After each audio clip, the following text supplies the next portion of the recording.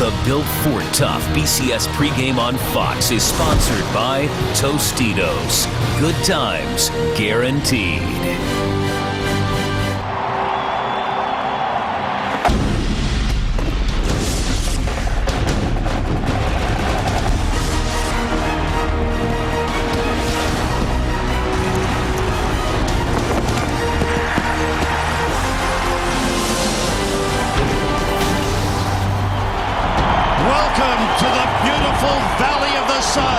The sun setting at Glendale, Arizona, the home of the Tostitos Fiesta Bowl. It has brought together fans of Boise State from Idaho and the fans of Texas Christian University from Fort Worth, Texas. A great matchup, undefeated teams, Boise State and TCU in the Tostitos Fiesta Bowl. Good evening, everyone, and welcome to the Tostitos Fiesta Bowl. I'm Sam Rosen along with Tim Ryan and Chris Myers. A great matchup, two highly ranked teams, undefeated. Boise State, a high-scoring team, was here in 2007 and won. This is a team that depends on their quarterback, Kellen Moore. Well, and he's really good, Sam. They are so explosive offensively, 44 points per game. I think they're looking for a little redemption. Look, TCU is the only team to beat them in the last couple of years. A couple of keys for Boise State. I think they got to be able to run the football. They got to have some balance offensively to take the pressure off the quarterback, Kellen Moore. He is incredibly good. His numbers speak for themselves, and he's got to be patient. TCU's great on defense. They keep everything in front of them. The quarterback's got to be patient today. The Horned Frogs of TCU went 12-0 this season. They have won 4 consecutive bowl games. They are here on the big stage because they feel they have a team that can contend for the national championship. Well, and they're worthy of that respect. Look, they are very, very good on both sides of the ball when you look at them. The quarterback, Mark Dalton, really gets after it. Andy can throw it everywhere. He can spread it around. But when I think of the Horned Frogs, I think of a power run game. Boise State's got to get after it today at the D-line and linebackers. Take the fight to TCU. Boise State comes out with the sledgehammer. That signifies their special teams and the hammer that they hit with. The Boise State Broncos, 13-0 this season. They met up with TCU in the Poinsettia Bowl. Last season, TCU won by 1 point. They're coming here to try and turn it around on the big national stage, trying to go undefeated.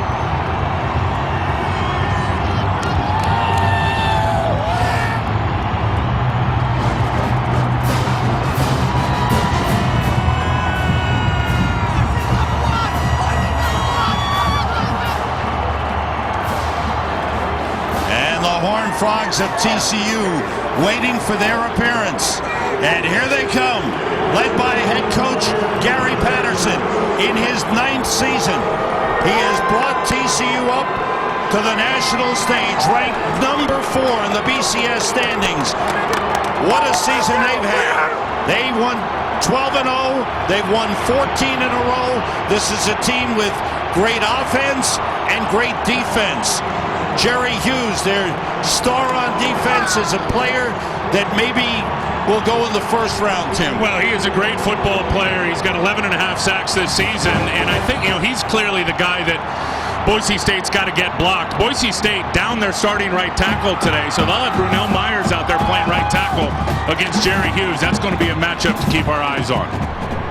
Now we go down to the field to Chris Myers. What's going on, Chris? Well, it's noisy and loud, Sam, with Coach Gary Patterson. Biggest game in the history of TCU football. Coach, how would you describe the magnitude of the moment? Well, I don't know if it's the biggest game in our history. That would mean this is the end. So for us, we're here. We got a great opponent. Came here to win, and we'll see in the next 3 hours whether we can get that done or not. All right, well, good luck, Coach. We appreciate it. I appreciate it, too. All right, Sam, some of the players feel they're playing for a national championship on TCU.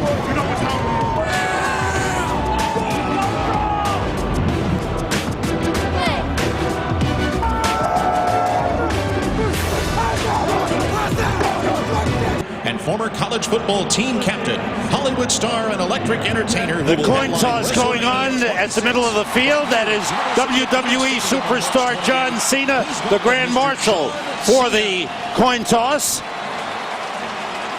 Our referee, Bill Lamonier from the Big Ten. We'll flip the coin as the captains are being introduced to the crowd. Please introduce yourselves. It's an honor to be here. The injured captain for Boise State is Rich Brockle. What an atmosphere. Can you feel the energy inside this building right now? Boise State is a visiting team. You'll call the coin toss. Commemorative coin here with Fiesta Bowl.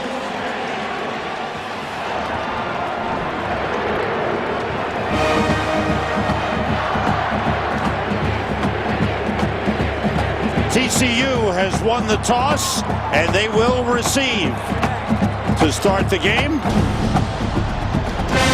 As the band plays, and the atmosphere is electric here in Glendale. We're set for the open kickoff for the moment. All right, so you're driving down the... People started to recognize us a little more. You know, the target on our chest got a little bigger. Everybody's gunning for you now. You know, you're not really flying under the radar anymore, you know, because people know who you are. And, you know, I like it that way because then you get everybody's best game. You know, every game's fun because everywhere you go, I mean, places are going to sell out because they want to see the Broncos, and that's kind of where it changed since I've been here. And it's awesome that way. I wouldn't want it any other way. That's injured tight end Richie Brockle. He will not play. He's on crutches, but he is a captain of the team, and he played in the game in 2007 when Boise State upset and defeated Oklahoma and really ascended to the national stage. The Broncos getting set to kick off. Back deep is Greg McCoy, a defensive back, probably the fastest man on the TCU team. Kyle Brotzman, the junior, will kick it off. Chris Peterson, the head coach of Boise State. His teams have gone 48-4 over his 4 years at Boise. And we're underway in the Tostitos Fiesta Bowl. McCoy on the return. Is hit hard and brought down at the 24-yard line by Byron Hout. Andy Dalton, the redshirt junior, will lead his team onto the field on offense. The Mountain West Conference Offensive Player of the Year. Now let's take a look at the Merrill Lynch Wealth Management starting lineups. Outstanding running backs: Joseph Turner, the senior; Ed Wesley, Matthew Tucker. Those are freshmen. Antoine Hicks, Jimmy Young, great speed at wide receiver. The offensive line is very, very big. 4 of the 5 are over 300 pounds. Out of the shotgun, Dalton to put it up, has time, and throws wide. Jeremy Curley, the intended receiver. The pass thrown offline. Now let's take a look at the Merrill Lynch Wealth Management starting lineups for Boise State on defense. 4-man front. Ryan Winterswike, the junior, gets the most pass pressure. The linebackers are active. Darrell Acree, outstanding. Kyle Wilson, senior cornerback, the leader in the secondary.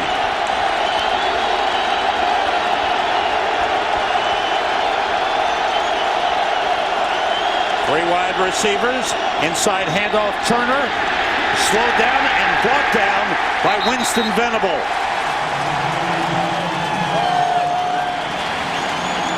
Good start defensively by Boise State. Well, and that's what they're going to have to do. Chase Baker, who's playing nose tackle for Boise State, really did a good job of driving the offensive lineman into the backfield and making Jerome Turner bounce. As soon as he bounced, Winston Venable was right there to clean it up. Venable has had an outstanding season. And I think when you watch number 17 today for Boise State, especially with all the perimeter and the edge running, some of that zone read stuff you see out of TCU, Venable's going to have an outstanding performance. 4 wide receivers on 3rd and 10. Everybody out.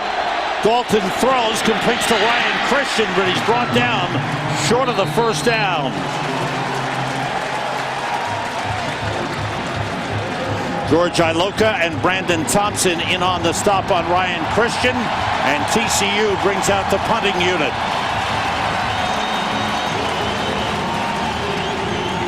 Anson Kelton, big sophomore, 6'4", 260, with a powerful leg. Watch out for Kyle Wilson back there. Now, this guy is a terrific punt returner, a couple of touchdowns. The guy can really, really return the punts. Good kick by Kelton. Over the head of Wilson. He grabs it at the 6. Brings it back and falls forward to the 15-yard line. Malcolm Williams with a tackle for TCU. 62-yard punt, a 9-yard return. And the redshirt sophomore, Kellen Moore from Prosser, Washington. 39 touchdown passes this season, leads his team onto the field. Yeah, incredible. 64 in 2 years. An amazing number for him. 39 touchdowns, you said it. He throws a touchdown every 10 passing attempts this year for Boise State. And they work out of the shotgun as well. Stacked wide receivers to the left. Moore gets pressure from Daniels, throws it way downfield for Titus Young, and overthrew him by 5 yards. He's got a strong arm. Let's take a look at the Merrill Lynch Wealth Management starting lineups for Boise State. Jeremy Avery rushed for over 1,100 yards. Dan Paula, good blocking fullback. Titus Young, outstanding speed. And Tommy Gallardo, the tight end, an excellent blocker. Up front, Thomas Bird, the center, calls all the signals. He's a coach's son. He knows football. 2 running backs, Jeremy Avery and Doug Martin in the backfield. Moore on second down. Off the hands, incomplete. Intended for Austin Pettis, who is back from a broken leg, suffered in the last game of the season. Let's take a look at the Merrill Lynch Wealth Management starting lineups for TCU on defense. Jerry Hughes, the All-American award winner. He's the man to watch, but Wayne Daniels is outstanding as well. Darrell Washington and Tank Carter, excellent playmakers at linebacker. Nick Sanders, good shutdown corner. Greg McCoy, the man with a great speed, on the other cornerback. Tommy Gallardo, the tight end, splits out on 3rd and 10. And it looked like Hughes jumped offside. Like he was unabated to the quarterback. Yeah, I think Kellen Moore and Boise State wanted to get a late hit there on Jerry Hughes as he came unabated and then laid out the QB. Unabated the quarterback, number 98. 5-yard penalty. Still 3rd down. There's Jerry Hughes there. You could tell he's clearly off on the long before the ball was snapped by Thomas Bird. Unabated, and then he goes and gives a big-time shot on Kellen Moore. Jerry Hughes is setting the tempo, Sammy. That's right. TCU's 3rd down defense ranks number 1 in the country. 3rd and 5 down, and there is Gary Patterson.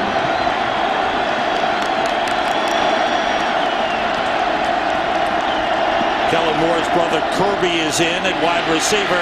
Moore puts it up deep again and overthrows everybody. Titus Young was the man out there, but he was well covered. So it's 3 and out for each team in their first possession. Yeah, that was a miscommunication on the route. The receiver was nowhere near the football when Kellen Moore just unloaded it down the sideline. He did do a good job of stepping up. Jerry Hughes had good pressure around the corner. That's one thing. You look at Kellen Moore, for a young guy, Sam, he's got a great presence in the pocket, knowing when to subtly move around. Jeremy Curley, the Mountain West Conference Special Teams Player of the Year, 2 touchdown returns this season, will receive Brotsman's punt. Curley takes it to the outside with good room, and he's chased out of bounds by Kyle Efaw. But good field position for TCU. There's a flag on the play on the far side. I think they're going to get Tanner Brock with a late hit over on the sidelines. He absolutely earholed a Boise State player who was trying to cover the kick. And it was after the return guy, Curley, was already out of bounds. Tanner Brock came and just laid him out.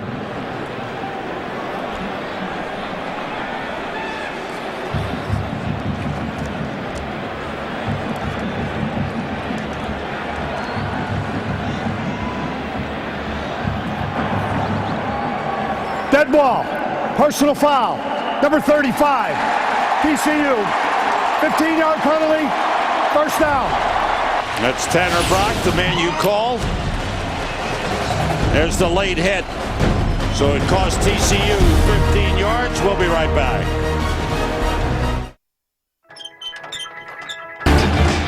We are back. Let's take a look at tonight's Ram keys to the game, Tim. Well, Boise State up front, they've got to be physical with TCU's offensive line. TCU put up 275 yards rushing on them last year in the Poinciana Bowl. And then TCU, they've got to stop the run and make Boise State and Kellen Moore one-dimensional. Dalton, the quarterback, the true freshman Matthew Tucker, number 29, and at running back, Tucker got the fake, but it was Dalton carrying. Dalton, a good runner. Gets up across the 35. Dalton rushed for over 500 yards this season. Well, and he's so much better at the zone read, and he's going to take a look at this backer. He squeezes along with the defensive end. Now he's just going to take it right out of the belly of the tailback, and he's going to run. And you look at Andy Dalton, and he is a clear running threat. He didn't even run the football in high school. I was talking to him the other day. He said he only ran it about 10 times, but his feel now of the zone read is so much better than it used to be. Tucker, nice little cutback and a good run. Takes 3, maybe 4. Boise State Broncos to stop him at the 44. That's a first down for TCU. Luke Shivers, the fullback, with a good block. They have got a good running attack with all 4 of these players over 500 yards rushing, led by Matthew Tucker and Ed Wesley, both freshmen. And Matthew Tucker's a true freshman. He's incredibly good. TCU going with the up-tempo and the hurry-up offense. They spread it out. Dalton looks to the sideline where he gets signals flashed in. There's no headset communication in college football. There's some confusion. Timeout. For sure. Dalton wasn't sure. Looking for his plays on his wristband. Dalton comes to the sideline. Timeout TCU. No score in the game in the Tostitos Fiesta Bowl. The Tostitos Fiesta Bowl on Fox is sponsored by Bud Light. With the just right taste that's not too heavy, not too light, the difference is drinkability. We are back. Now it's time for the Reese's Perfect Profile. Both teams undefeated this season. First non-championship BCS game with 2 undefeated teams. Boise State, #1 scoring offense in Division I football. TCU, #1 total defense in Division I. Yeah, what gives? And Boise State, 44 points per game. TCU defensively, just a little over 12 points per game is what they allow. TCU, spread offense, 4 wide receivers. Problems with headsets on the sideline for the coaches.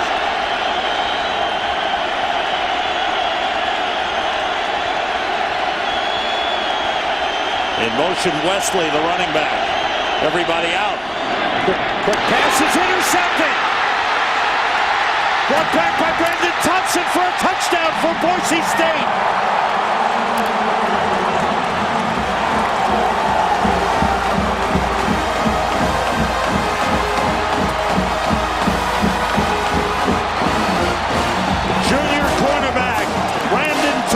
With the pick, the 4th interception returned for a touchdown this season for the Boise State Broncos. Well, that's what you can do when you're sitting in the zone, and Brandon Thompson is just going to read the quarterback and undercut the slant route. You see right there, you had the slant route from the wide receiver, and Brandon Thompson just read the QB, undercut it, 5th interception of the year, this one going back for 6. The extra point is good. And the Boise State Broncos get off to a fast start thanks to their defense and Brandon Thompson. Sam, Brandon Thompson brings it back. That's the 4th interception returned for a touchdown this season. And watch Antoine Hicks. He just decelerates on the slant route. He just stopped and made it easy for Brandon Thompson to make the break on that throw from Andy Dalton. An upset Andy Dalton on the sideline moments ago. 51-yard interception return for a touchdown for Brandon Thompson. And you can't stop. I mean, if you're Antoine Hicks, you just can't stop on the slant route. Whether the ball's coming to you or not, you got to go. You got to finish the route. And I think that's what the quarterback, Andy Dalton, is agitated about. Greg McCoy and Jeremy Curley are deep for TCU. Brotzman's kick coming down to Curley at the 2. Trying to find a lane. Battles his way up to the 24-yard line, where he's brought down by Jason Robinson, number 5. Our Bowl Bash on Fox continues tomorrow night with the FedEx Orange Bowl as the Iowa Hawkeyes meet the Georgia Tech Yellow Jackets. Our coverage of the FedEx Orange Bowl begins tomorrow at 7:30 Eastern, 4:30 Pacific in high def, only on Fox. And our Chris Myers, who's everywhere, will be there as well. We're glad to have him on the sideline tonight. He'll be at the Orange Bowl, the FedEx Orange Bowl, tomorrow night. Turner in the backfield with Dalton. They fake the end around. Dalton puts it up again, and he put it up into coverage, trying to hit Curtis Clay. Let's check in with the traveling man, Chris Myers. Sam, behind the TCU bench, Andy Dalton not only upset about the interception and not necessarily blaming the receiver. Even on the series before, he had trouble hearing when he went to the phone to talk to the offensive coaches. You mentioned the headset problem. They're having problems getting the plays in. He is being frustrated by that, and the noise level has gone up a few octaves since the opening kick.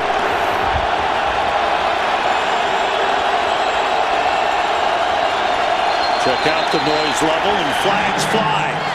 Movement on the offensive line for TCU. False start, 78 offense, 5-yard penalty. Still second down. Josh Vernon, the right guard, was called for the false start. Well, and TCU's got some nerves working right now. This is the biggest stage. This is the biggest game for them in 50 years. And I know they've had a lot of matchups in hostile territory. Going to Clemson this year was a big one. They've scheduled some big opponents over the last couple of years. The Utah game at home, and the crowd was going crazy. But this is the biggest game for these players out here right now. And I think the nerves are getting to them, Sam, early in this football game. Dalton started to run, drops back to throw, and it's batted away. Kyle Wilson, the senior cornerback from Piscataway, New Jersey, broke up the pass. Pass intended for Ryan Christian. Yeah, and he's in man coverage. He gets turned around, but he never takes his eyes off the football and is able to get in the throwing lane and go get a pass breakup. Ryan Christian was open going down the field on a post route. Andy Dalton, you see right there, 7 interceptions only in his last 14 games, 3 of them versus Boise State. Going back to that Poinsettia Bowl last year. 4 wide receivers in. Blitz coming. Quick toss outside to Curley, and he's brought down. Shea McClellan, the defensive end, got back to help on the tackle.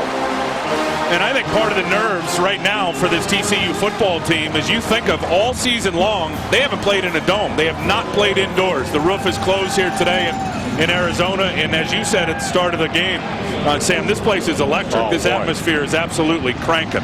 Kyle Wilson, who said one of his happiest moments ever was when he walked just a few weeks ago to graduation. Graduated, 4-year senior. Degree in communications, would like to play pro ball. He's had a great career. Flags fly. Outside of contact, number 98, defense, 5-yard penalty. Still 4th down. Call that on Ryan Winterswike, the defensive end.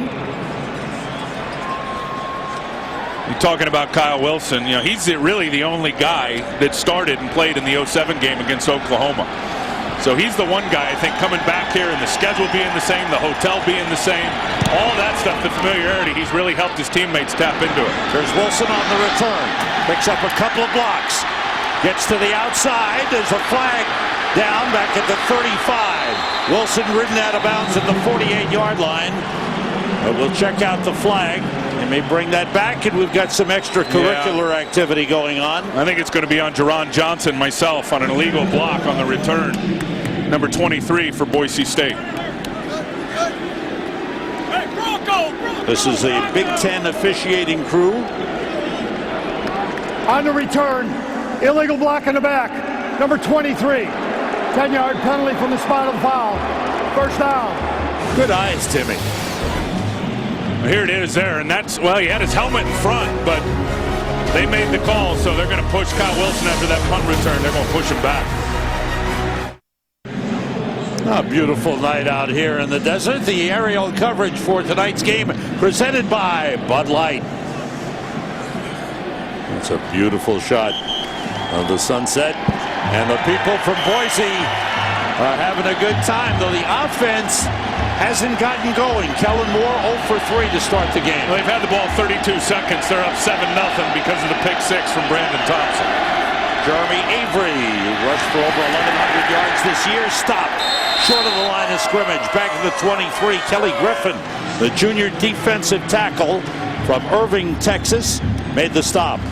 Well, and he started a couple of years ago as a true freshman. Didn't play a whole bunch last year. Now he's right back into it. Watch the penetration and then watch 43 behind him take Carter, clean it up. See, really good penetration right by Thomas Bird, forces the back to bounce, and then Avery's got nowhere to go with Carter there to clean it up. Tyler Shoemaker, number 89, and a wide receiver. Young takes the handoff on the end around. Titus Young with some running room is out of bounds up in the 41-yard line. And Titus Young is the kind of speed that they didn't have to deal with last year. But watch the block by Ifa out here as Titus Young comes on the end around. There's 80 with the big block. Ifa right out there on the corner. And then Burrows with a nice block as well down the field. And again, back to Titus Young. He didn't play in the Poinciana Bowl last year, and he is the most electric guy offensively for Boise State when you talk about their weapons.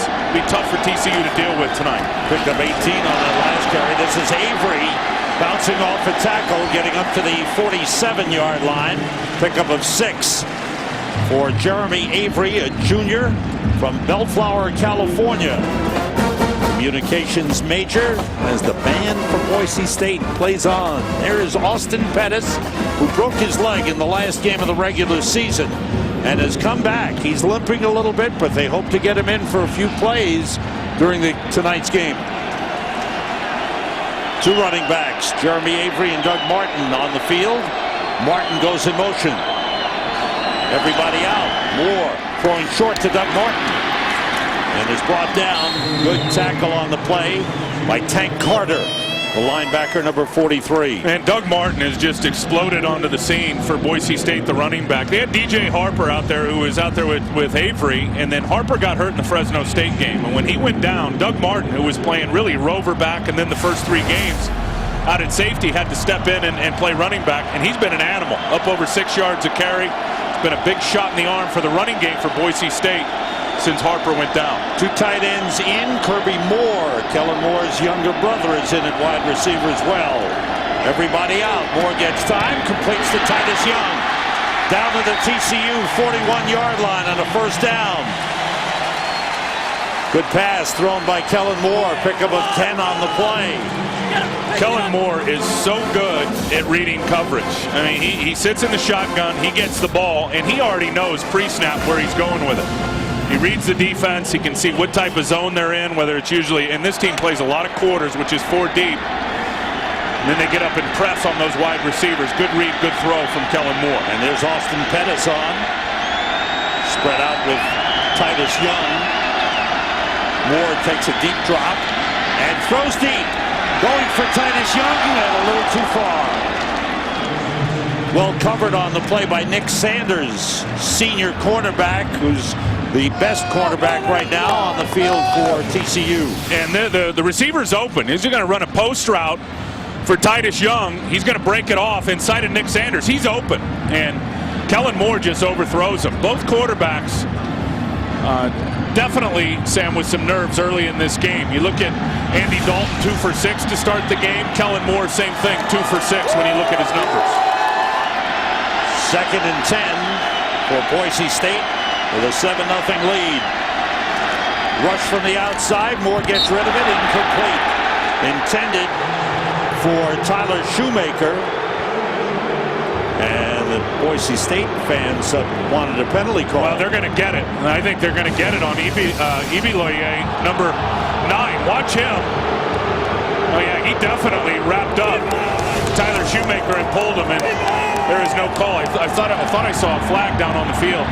Clearly, they didn't throw well. No call. It's 3rd and 10.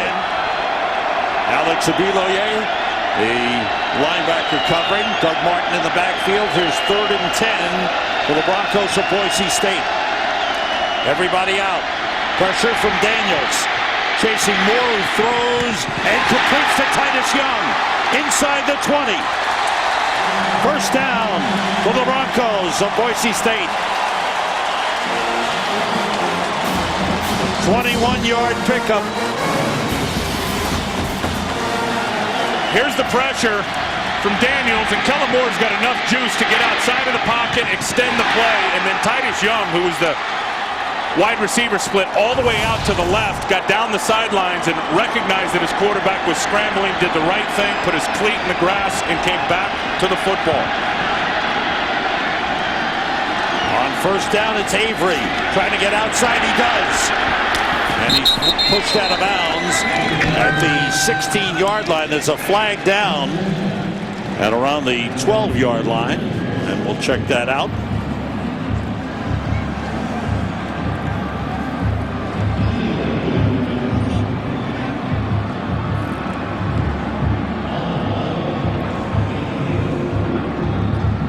Long discussion amongst the officials. Illegal crackback block. Number 3, 15-yard penalty. From the end of the run, first down. That's on freshman Chris Potter, who is in at wide receiver. Oh, yeah, you can't chop like that out in the open field. That's what they got him for. And takes the ball back to the 31-yard line. Titus Young of Boise State has 2 catches for 31 yards and has reached 1,000 yards receiving this season. 8th time that's been done by a Boise State player. 2 tight ends in. Moore gets time and completes it to Mitch Burrows. Down to the 22-yard line. Greg McCoy brought him down. Mitch Burrows, a freshman out of Meridian, Idaho. Kellen Moore just reading the safety, and he's going to look out to his left, and as soon as the free safety bailed out, he knew he had the slant route to Burrows in front of the corner. And as soon as the ball was snapped, you saw this safety bail out. He knew he had that slant route, read it perfectly. DJ Yendry, a freshman defensive tackle, is in. And around to Titus Young. And can't get to the outside. Well spread out by TCU. They stretched that play out and forced Titus Young out of bounds at the 26-yard line. It's hard to run on the perimeter against TCU. And I know Boise State has been good all year at getting guys out on the edge, out on the perimeter. But TCU has just got so much team speed defensively. Probably their best asset. And that guy right there, Darrell Washington, in my opinion, from watching the tape, one of the best linebackers in college football. He can fly. Washington, a senior out of Irving, Texas. And certainly a high draft pick consideration. People feel he'll be possibly a second, maybe a late first. Everybody out. Kellen Moore throws underneath for the tight end, Efaw. And he's tripped up at the 19-yard line by Tyler Luttrell. So the field goal kicking unit coming on now for Boise State. The penalty hurt. The crackback block penalty against Chris Potter.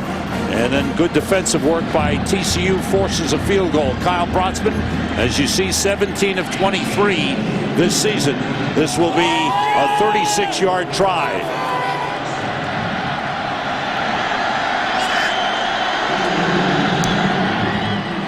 On the way and wide. Brotzman missed it. Boise State fails to take advantage of good field position. And you can see the reaction of TCU coach Gary Patterson. Look, this defense gives up 12 points a game. You got to get points whenever you can. And here's the kick. The snap looks like it was good. Not a problem with the snap. There's the kick, just pushes it high and up to the right. And that was a problem, look, in the Poinciana Bowl last year when you watched Boise State in that game. Now, they didn't move the ball very well up and down the field. They got out to an early lead, but they got down near the money zone or in the red zone, and they were not converting touchdowns. Chris Peterson told us that's a huge key in this game offensively. They get down near the red zone, they got to score touchdowns. Now from the 20, TCU with Andy Dalton handing off to Joseph Turner. And the senior running back picks up 6 on the play. Good work up front by the offensive line led by junior center Jake Kirkpatrick. These great overhead shots, by the way, are brought to you by DirecTV. If you call yourself a sports fan like Tim Ryan, you've got to get DirecTV. I know Tim has it. I have it. Gotta have it. 2nd and 4. Dalton under center this time. And a handoff to Turner. And a first down for TCU. Joseph Turner, veteran running back. Nothing fancy about him, but a strong runner. Well, he's led TCU in rushing for 3 straight years. And I'll tell you what Boise State's going to do to counter that is they're playing with the bigger backers today. And instead of Hunter Smith being out there and J.C. Percy being out there starting the game, we're going to see more of Aaron Tevis. We're going to see more of Darrell Acree in there for Hunter White and J.C. Percy at linebacker. And there's Tevis, number 36. First down, TCU. Off the fake, Dalton throws and completes it. Up to the 36-yard line of Art Johnson. Art Johnson has now caught a pass in 22 consecutive games.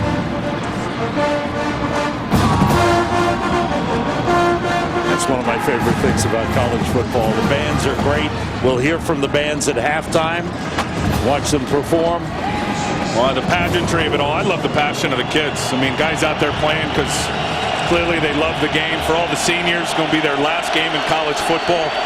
It's a great atmosphere here tonight. Redshirt freshman Ed Wesley in. Off the play fake, Dalton is hit by Wilson, and it's recovered by the offensive lineman Marcus Cannon. Kyle Wilson blitzing from the corner. Well, anytime you're on the hash, it's going to be a short corner, and look at him sugaring and baiting. Powell, he's going to come unblocked on the short corner. There's not a receiver over there, and as a quarterback, when you read that defense and you say, okay, I don't have a receiver to my right, but I've got Kyle Wilson out there who's playing corner, you've got to have an alert that here comes the corner blitz. He never saw it. Kyle Wilson came and laid a shot on him, and Andy Dalton is clearly down, having some issues. Hopefully, Sam, he just got the wind knocked out of him. Gary Patterson comes on to check out what's going on with his quarterback.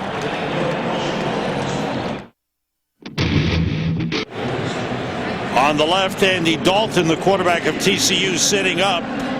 On the right was the man with the hard hit on the blitz, Kyle Wilson, senior cornerback, with a great play. And they never saw him. He's jumping around here. Watch 48, Luke Shivers. He comes back in motion. There's nobody to block the edge. Nobody. So the quarterback's got to be able to see that. There's no receiver to throw to, so here comes the corner on a Cowboy blitz from the boundary. And that's just a great play by Kyle Wilson. That's the experience factor for that corner, Kyle Wilson, playing games with the quarterback and then exploiting it. Dalton goes to the sideline, and in at quarterback is senior from Houston, Texas, Marcus Johnson. His last game action was October the 31st. Marcus Jackson, 6'1", 216, played in the game against UNLV.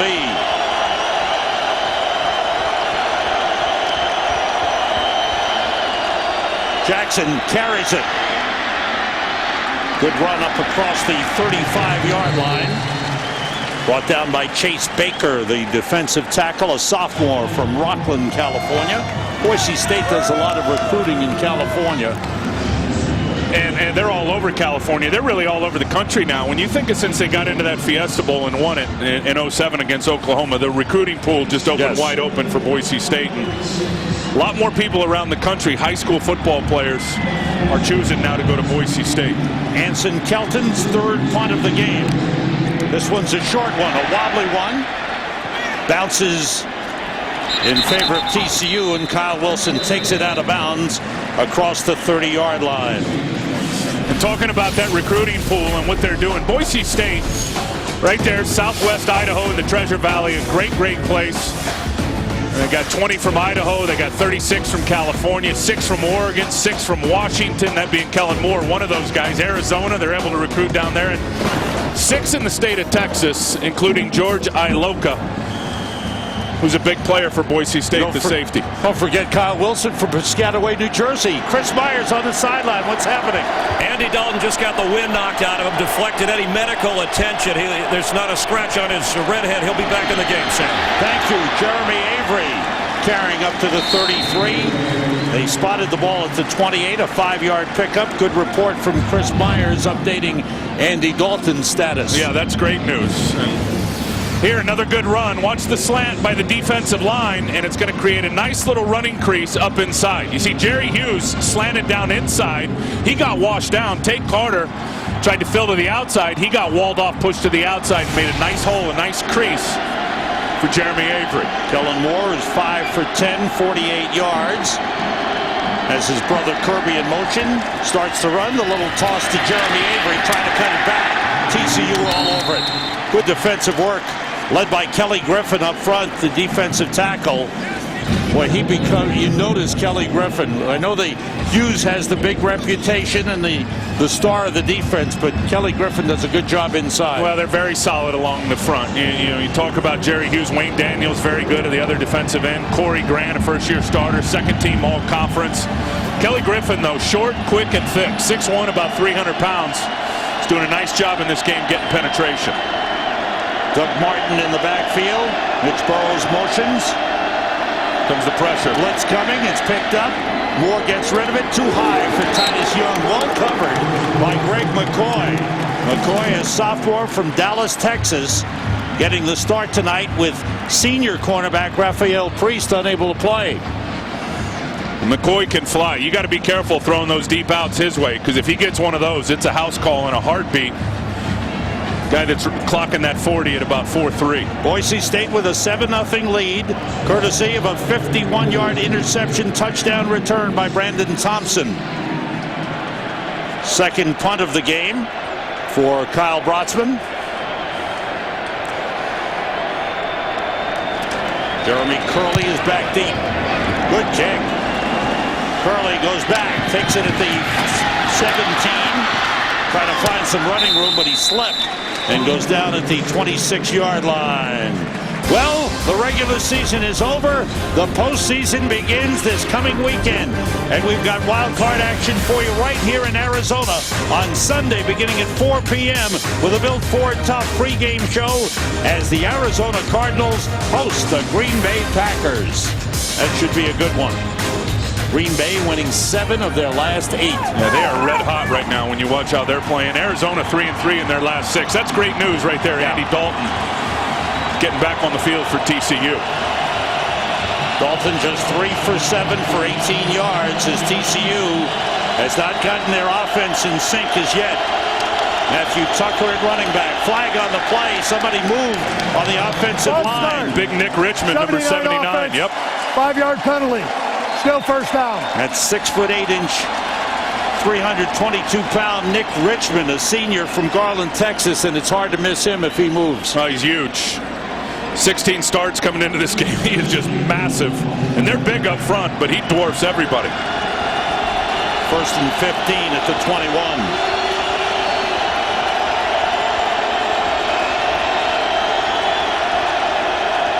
Dalton quickly outside. And the catch made by Ryan Christian, a nice gain up to the 36, very close to a first down. It is a first down. Ryan Christian, a versatile receiver, running back, was a quarterback in high school.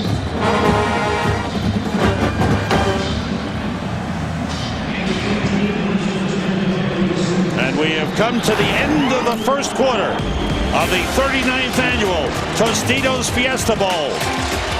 Defense, the story of the game thus far, as Boise State has a 7-0 lead. We'll be back after these messages and a word from your local Fox station. Welcome back to the Tostitos Fiesta Bowl in Glendale, Arizona. Sam Rosen, Tim Ryan, and Chris Myers. Glad you're with us. TCU starts from the 36-yard line with Matthew Tucker in the backfield and movement on the offensive line. Richmond again, I'm telling you, the nerves. 79 offense, 5-yard penalty, still first down. And the noise, and playing inside. That is the 5th penalty on TCU in this football game. First and 15 for the Horned Frogs of TCU. Spread offense. Andy Dalton, the quarterback. Now Matthew Tucker, freshman running back, shifts. Quick outside. And the completion to Ryan Christian was brought down short game on the play. Now it's time for tonight's Tostitos game summary. Thus far, not much offense from either team. 73 yards for Boise State, 57 for TCU.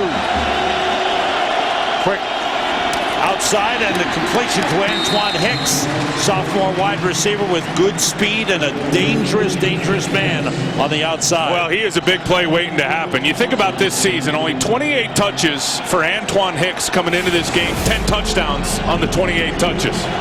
Pretty incredible when you look at it, and 6 of them came through the air as a receiver, 4 of them on the ground running.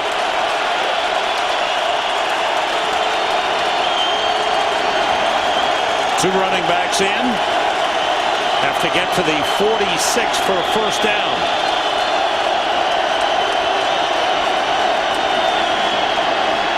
Dalton gets time, but nobody open. Now he throws, and the ball is dropped by Bart Johnson.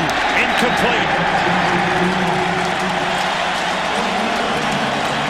Johnson had a chance, couldn't hold on. Well, very good throw off the run, because you're going to have pressure here from the outside, and you're going to see Dalton escape out to the right, and then he just throws a strike on the run to Bart Johnson, who can't hold on to it right in between 4 defenders. Looks like he was already slipping, Sam, before the ball got there. 5 possessions, 4 have ended in punts for TCU. 1 was intercepted and returned for a touchdown. Kelton's kick, a good high kick. Kyle Wilson at the 20. Spins, there's a flag on the play. Wilson up to the 24-yard line. This penalty will be against Boise State. 42-yard punt. And I think Brandon Thompson, number 13, with an illegal block in the back.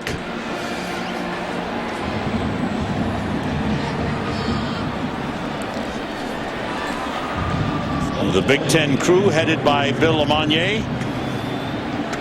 He was hitting Malcolm Williams in the back. There's no 15. foul on the play. The block in question was on the side. First down. So with the discussion, they pick up the flag. And it is a good call, because you look at he's completely in front of him, and then there just gives him a little shove. Good non-call. Oh, well, I know where I'll have my crosshairs January 17th. You could be the human target. Boise State from the 24, their 4th possession. Doug Martin and Dan Paul in the backfield with Kellen Moore. Moore goes outside to Titus Young. And a short pickup to the 26-yard line. Let's check in with Chris Myers on the sideline. Well, Sam, Tim Ryan mentioned Titus Young is the fastest player on this team, and it's obvious that Chris Peterson wants to get him the football. The 5th touch already for Young. Now, in pregame warmups, Austin Pettis said he was about 80% coming off that broken left fibula, and it affects some of the route running. So look for Pettis to be the go-to guy throughout the game for this Boise State offense. Thanks, Chris. Titus Young's got 15 all-purpose touchdowns this season for Boise State. Doug Martin, he's quick through the hole. Good run. And that's got a first down for Boise State. Just short of the 35-yard line. TJ Johnson made the tackle for TCU. Very good block here by the center. He's going to cut, and watch him get a knockdown, and then you'll see the cutback from the running back. See, he's got the backer right there. There's the key block, which gives the crease to Doug Martin. Very nice block from Thomas Bird on Darrell Washington. Hurry up offense as Moore works under center with 2 tight ends in. Martin again puts his head down and barrels forward to the 37. Last year, as Tim mentioned, when these 2 teams met in the Poinsettia Bowl in San Diego and TCU won, one of the big problems for Boise State was they couldn't run the ball. As you see, 28 yards total last year. Already here in the first half, they've exceeded that total. Well, and think of those 28 yards. 20 of them came on one run, a touchdown run by Ian Johnson. Kirby Moore, number 34, younger brother of the quarterback Kellen Moore, is in at wide receiver. Doug Martin slowed down in the backfield. Jerry Hughes grabs him. First he was slowed down by Kelly Griffin, and Hughes stopped him. Bring up a 3rd and long for Boise State. TCU, another program that has just exploded. Look at their recruiting pool. Deep in the heart of Texas. Absolutely. And let me tell you something. This program is no fluke. They're built to win for a while, but out to California, up to Jersey. But Texas is predominantly where they get most of their athletes, and rightly so. There's a bunch of great high school football players in the state of Texas. With 2 tight ends in, flag on the play. Moore throws. It's tipped. Caught by Titus Young. And he is brought down by Alex Abiloye.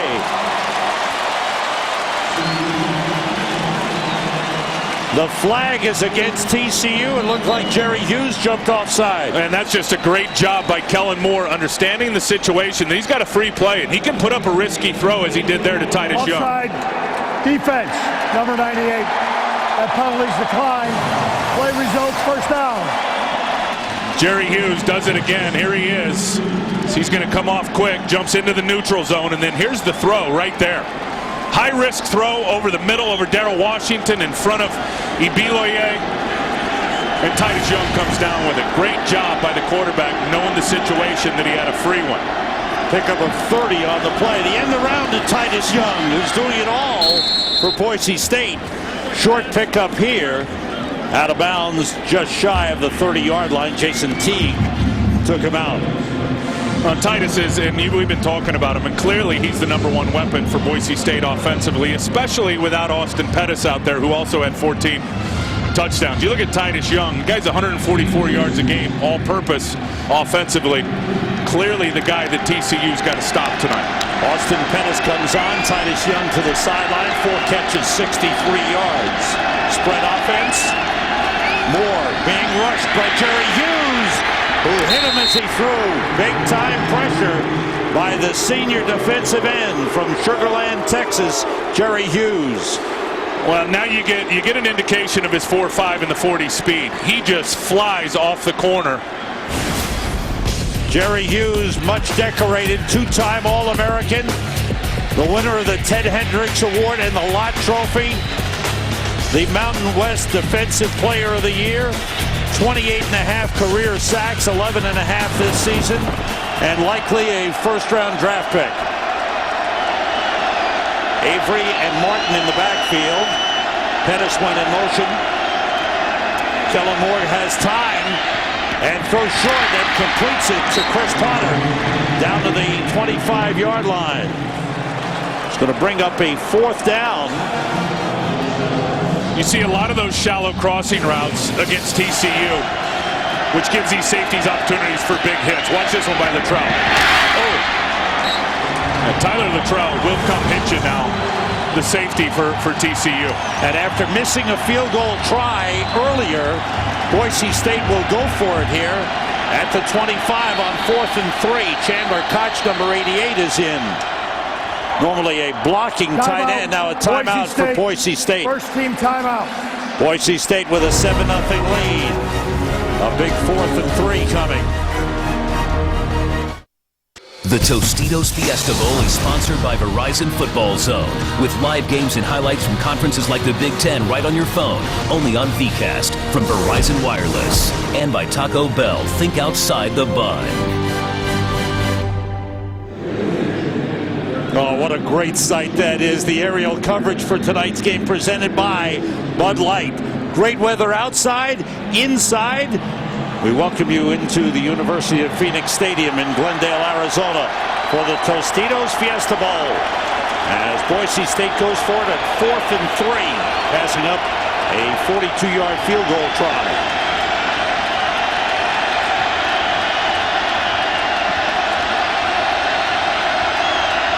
Kellen Moore gets time, throws for Austin Pettis, goes up and makes the grab at the 20-yard line. That's a first down.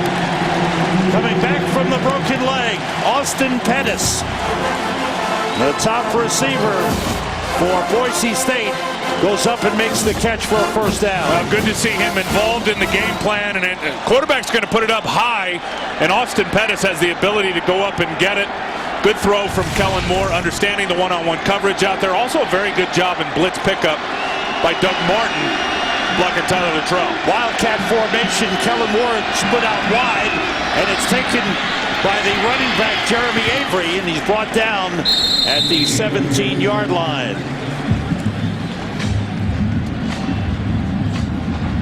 Little different formation for Boise State. Yeah, and they call it their wild. And everybody in the NFL, it's the Wildcat, and it's the old version of the old single wing. I don't know about that formation there, the way they set it up, but they call it the wild.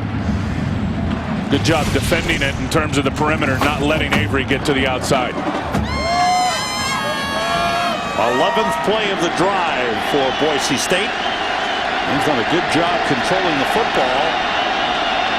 And have to put points on the board. They haven't done it offensively yet. Little shovel pass to Doug Martin. Doesn't gain anything. Flag down. The Horned Frog fans. Let's check out the penalty call.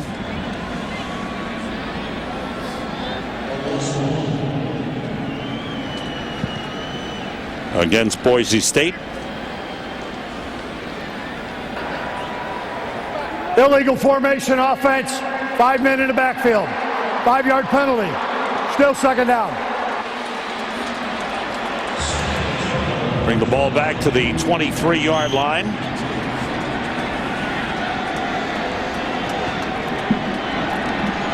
As Austin Pettis comes back in.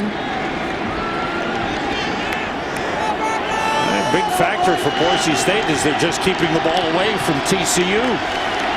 Done a great job. Yeah, they're owning time of possession right now. They got an advantage by about 4 minutes. 4 wide receivers in, everybody out. Pressured by Jerry Hughes. The throw too high. Tried to get it to Austin Pettis. Double covered. The Nissan dual threat in tonight's game is Boise State wide receiver Titus Young. 63 yards receiving. 16 yards rushing. The Nissan dual threat brought to you by Nissan Maxima, where the sophistication of a sedan and the performance of a sports car come together as one.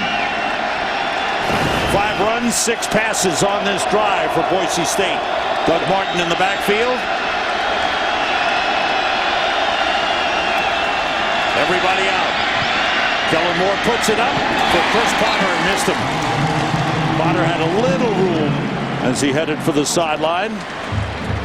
And now the field goal kicking unit comes on. Yeah, Potter it looks wide open to me. Kellen Moore's just not on his game. Usually very, very accurate. He's just got the nerves working right now, just stretched out in front of Potter.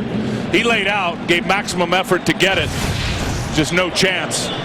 That ball was thrown too wide. Hunter White is the holder.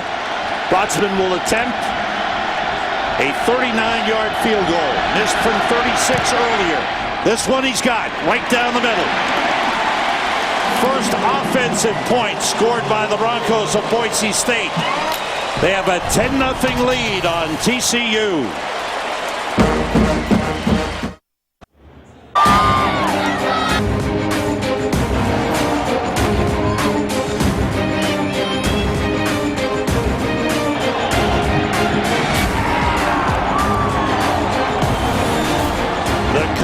The pageantry, the electricity of the Tostitos Fiesta Bowl.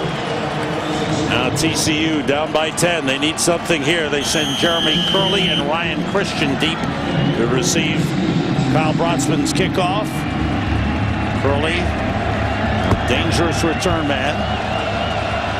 How about the contrast in plays? 30 plays for Boise State, 18 for TCU. The kick coming down to Ryan Christian at the 4. And ran into his own man, was brought down at the 20-yard line. This February, America's sport comes home as NASCAR goes back to its roots with racing like it's meant to be. And it all starts with the Great American Race. The 2010 season of NASCAR on Fox begins February 14th with the Daytona 500, the greatest race of them all. Let's go down to the field with Chris Myers. Chris, what do you got? Well, Sam, the center for TCU, Jake Kirkpatrick, huddled his offensive lineman in the last series, said enough already with the penalties and the noise. Get it together. They practiced indoors at TCU and piped up the crowd, but nothing like what they're hearing here. Kirkpatrick's the leader. Thanks, Chris. Blitz coming. It's picked up. Pass to Christian. And Kyle Wilson pulls him out of bounds up at the 30-yard line. Very close to the first down line. Officially, the field goal by Brodsman was 40 yards. Initially, they had indicated 39. Officially, a 40-yard field goal for Kyle Brodsman of Boise State.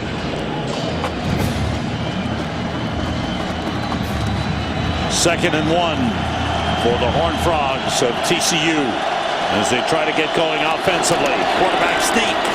Dalton is shoved back, but he got enough for the first down. Came across the 30-yard line. Led by Jake Kirkpatrick, the junior center, who's the only married player on the team. He's the guy who gives them experience and maturity. Well, and he's really a first-year starter. You talk about flourishing in year number 1 as a starter. He's had a huge season in his leadership, Sam, and Chris talked about it. It's been incredibly good for that offensive line. Dalton steps up to let the line know. 3 wide receivers. They go inside of Joseph Turner. And Turner with good power. Carries up across the 35-yard line. Pick up a 5 on the play. Boise State's got some of their backups out there in terms of their defenders on the defensive line right now, and you can see TCU's getting push. And on that run right there, you saw all the purple surge forward for about 3 or 4 yards against that front. And trying to figure out the signals. Marcus Cannon turning to his quarterback. Looked like he was trying to read his lips. Can't hear. 4 wide receivers in. Well, the ball is dropped by Dalton and he falls on top. Back to the 25-yard line.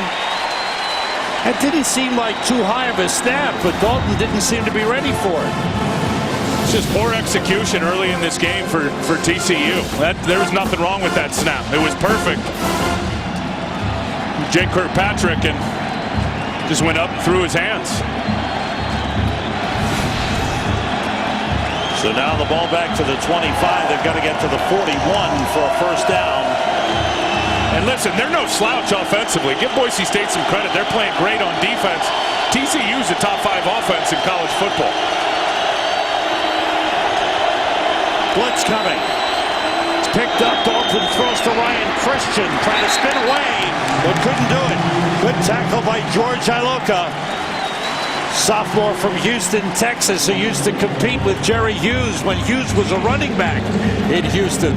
Well, and a very good tackle by George Iloka. They're going to send the blitz, and then they're going to play zone behind it. And Iloka's just there waiting for it. It looked like Christian had the edge on him as he tried to spin outside, but Iloka reached out and got his leg and didn't let go and got him down. Kelton with his 5th punt. Oh, good high kick. Boomer.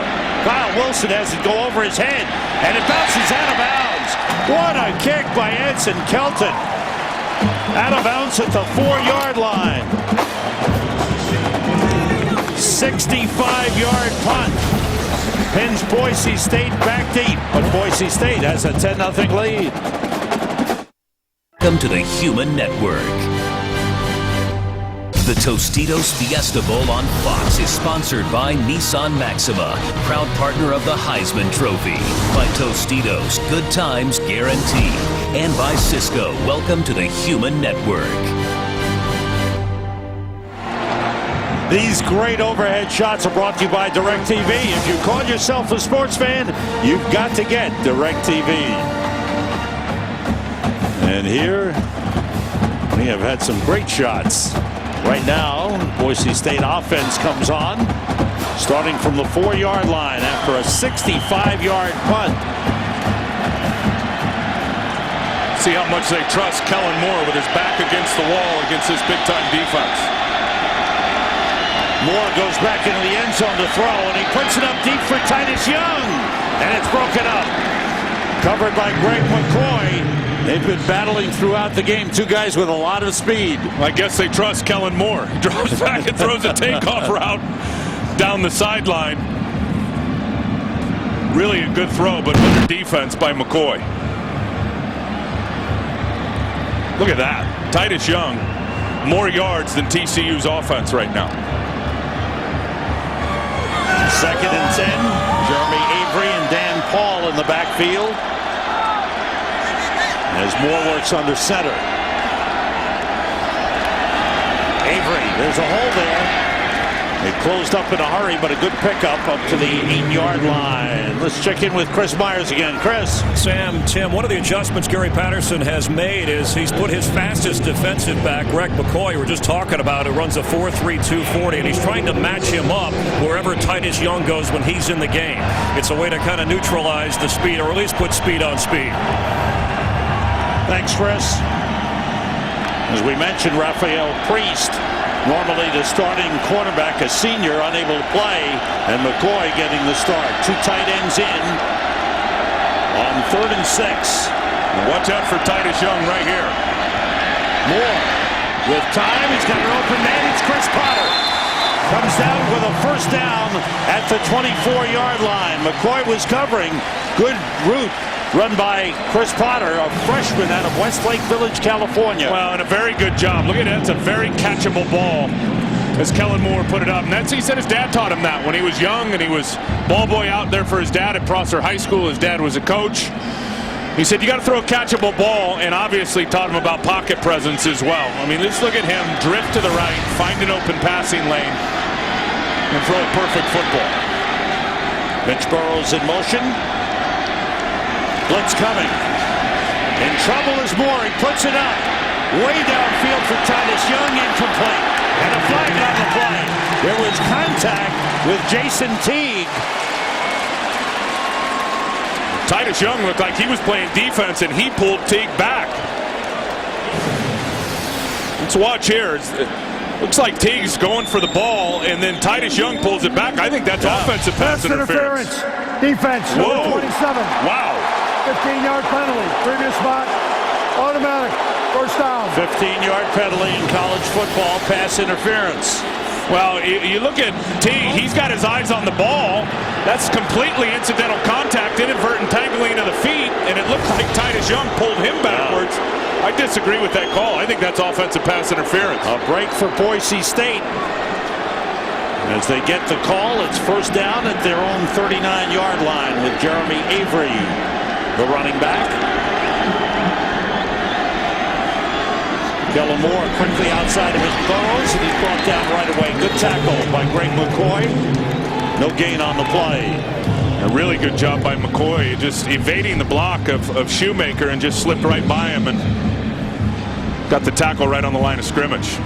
Kellen Moore, 11 for 21, 106 yards passing. Coming up, the Reese's halftime show. Chris Rose, Jimmy Johnson, Eddie George will have first half analysis. The Boise State and TCU bands will play for you. Hope you'll stay tuned for that.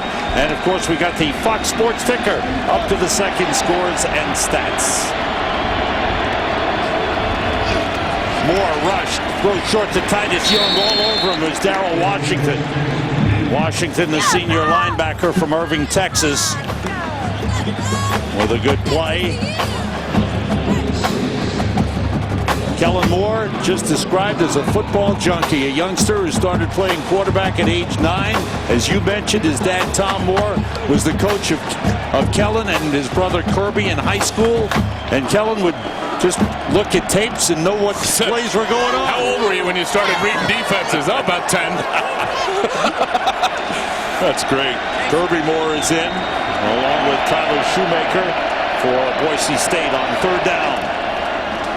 Rolling short, it's batted down. Jerry Hughes, who was being blocked, got up and batted it down. Good play by Hughes.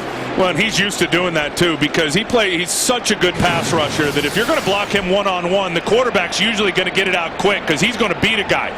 Oh, he saw and felt Doug Martin getting out for that little flare route. He just backed off the pass rush, got his hands up, and almost got an interception. For Boise, they got out from the shadow of their own goalpost with a couple of first downs, one on the penalty. So Brotzman set to punt it away. Third punt of the game. Jeremy Curley, who has 2 punt returns for a touchdown this season. Line drive. Curley's got it. Picks up a couple of blocks and is tripped up. Falls forward to the 38-yard line. Tomorrow, our Bowl Bash continues here on Fox with the FedEx Orange Bowl. The Iowa Hawkeyes taking on the Georgia Tech Yellow Jackets. Our coverage of the FedEx Orange Bowl begins at 7:30 Eastern Time, 4:30 Pacific in high definition only on Fox. And Chris Myers, after he's done with all the ceremonies tonight, will get on a plane and go to Florida. Sam, this offense has got to get a little momentum here. They got to get some positive things going before halftime offensively. Keeping it as Andy Dalton gets up to the 40. What's giving TCU problems with the Boise defense? Well, I think a couple of things. Number one, they haven't been able to convert on third down. They are 0 for 5 on third down, so they have been unable to continue the drives. But I think Boise State is in the head of Andy Dalton. I think he's got him off balance, doing a great job. I think Wilcox, the coordinator, is doing terrific work, switching up the coverages, showing different zone looks, rushing 3. Russian 6 on the blitz. Here he completes to Antoine Hicks, and he's got a first down. Hicks did a good job spinning away and getting into Boise territory.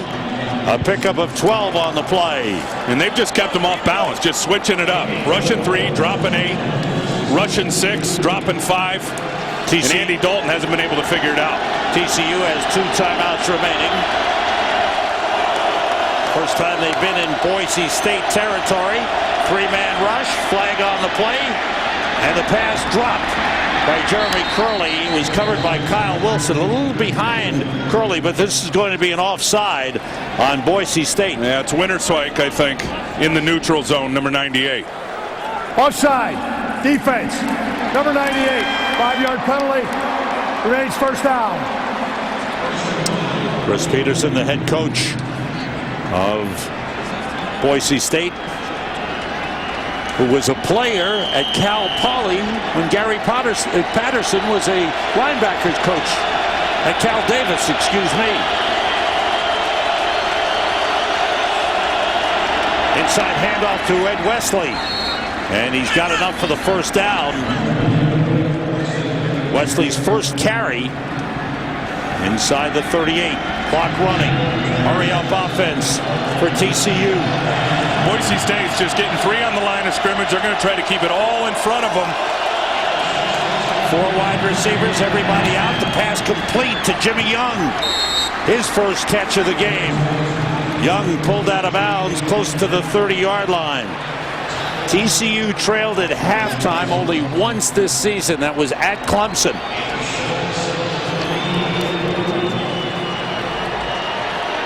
TCU, that was the 3rd game of the season. They came back to win that game 14-10.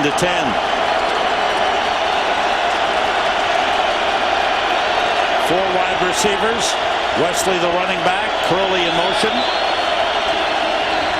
Dalton gets time. He throws deep. He's got it in. Curley has got it. Touchdown, TCU.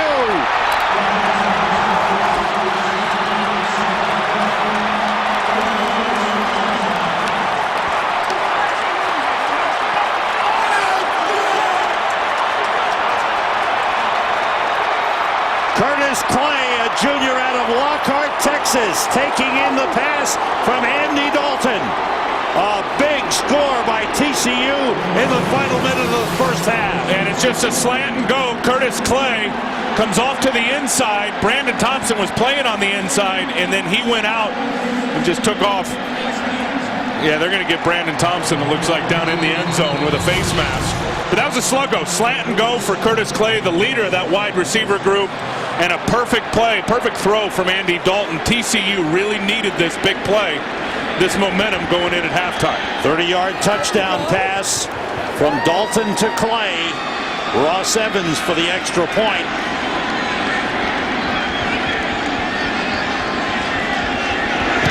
And he puts it right through. Boise State's lead is cut to 10-7 late in the first half. Andy Dalton coming up with a big play. Wow, what a super read by him. There's the key right there, the safety. As he moves over, he knows he's got man on the outside. There's the slant, and he pump fakes it. Curtis Clay is able to run away from Brandon Thompson for the touchdown. But the key was Andy Dalton, making the right read, seeing the safety go to the middle of the field. Sammy knew he had the one-on-one matchup he wanted on the perimeter. Because of the face mask penalty, TCU will kick off from the 45-yard line. Kevin Sharples will kick it off for the Horned Frogs. Back deep, and it's brought out by Titus Young, and he was brought down short of the 10. He gambled, but Tanner Brock, the younger of the Brock brothers, was in on the tackle. Don't forget, coming up on the Reese's halftime show, Chris Rose, Jimmy Johnson, Eddie George will have first half analysis. We'll also watch and hear from the Boise State and TCU bands. A great part of college football. So stay tuned for the Reese's halftime show.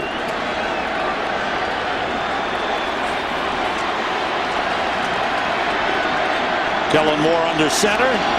Jeremy Avery carrying. And he's stopped at the 11-yard line. Each team with 2 timeouts remaining. As the clock winds down.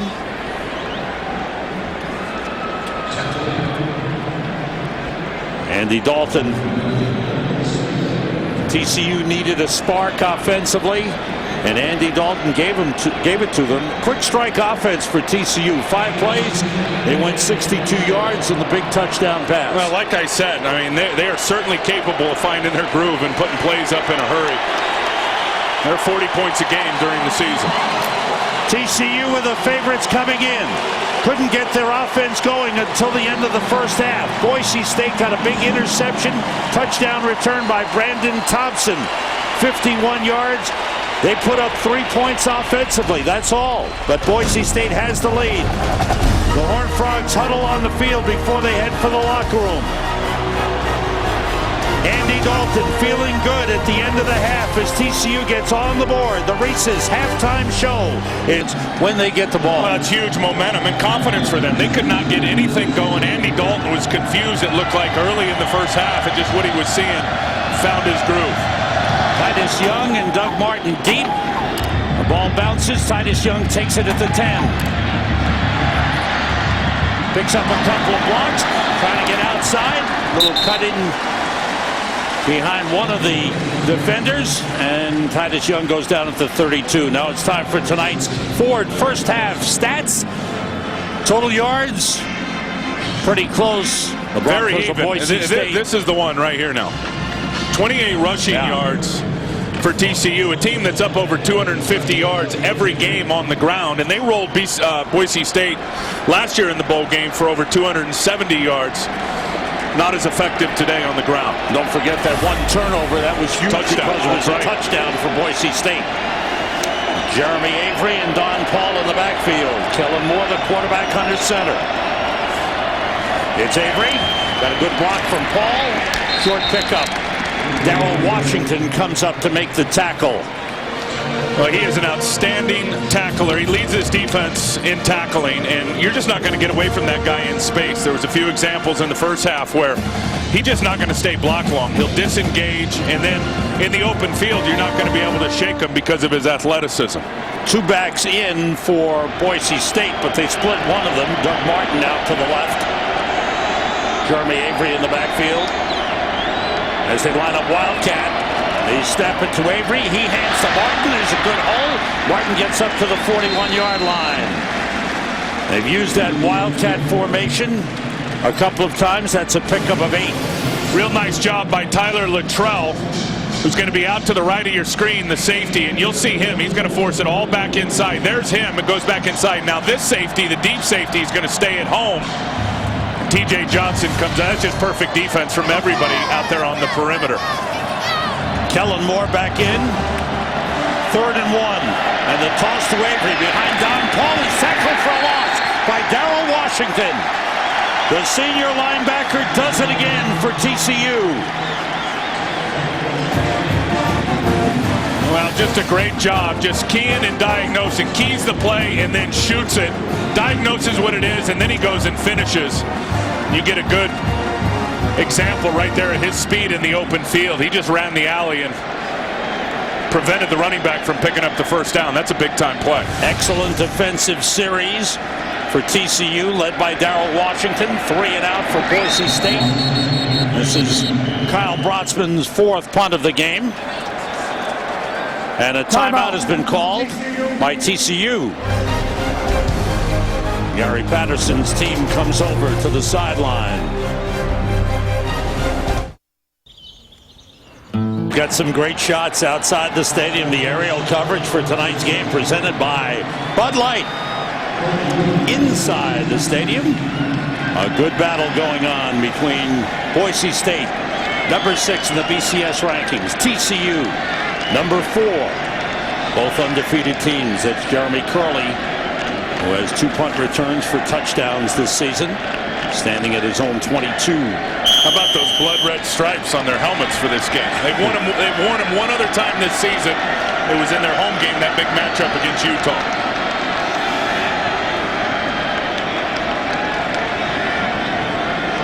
Kyle Brotzman. Looks like they're trying to draw TCU offside. Couldn't do it. Brotzman gets it away toward the sideline. And it bounces out of bounds at the 23. That's a great punt by Kyle Brotzman.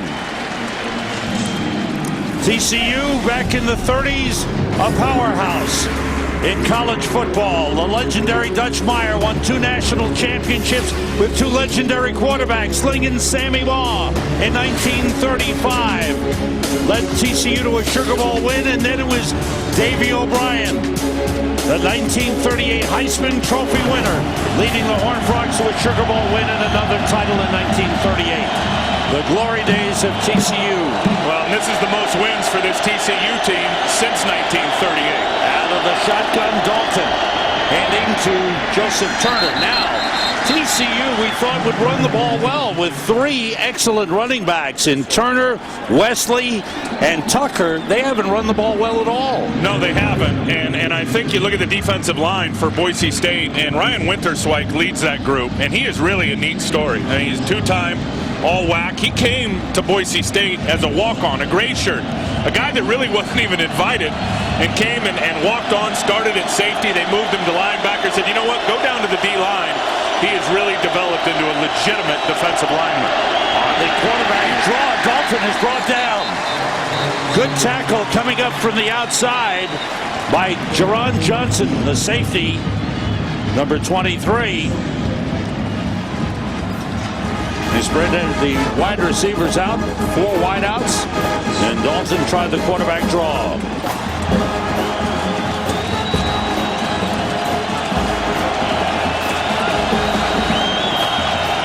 Big 3rd down play for the Horned Frogs of TCU.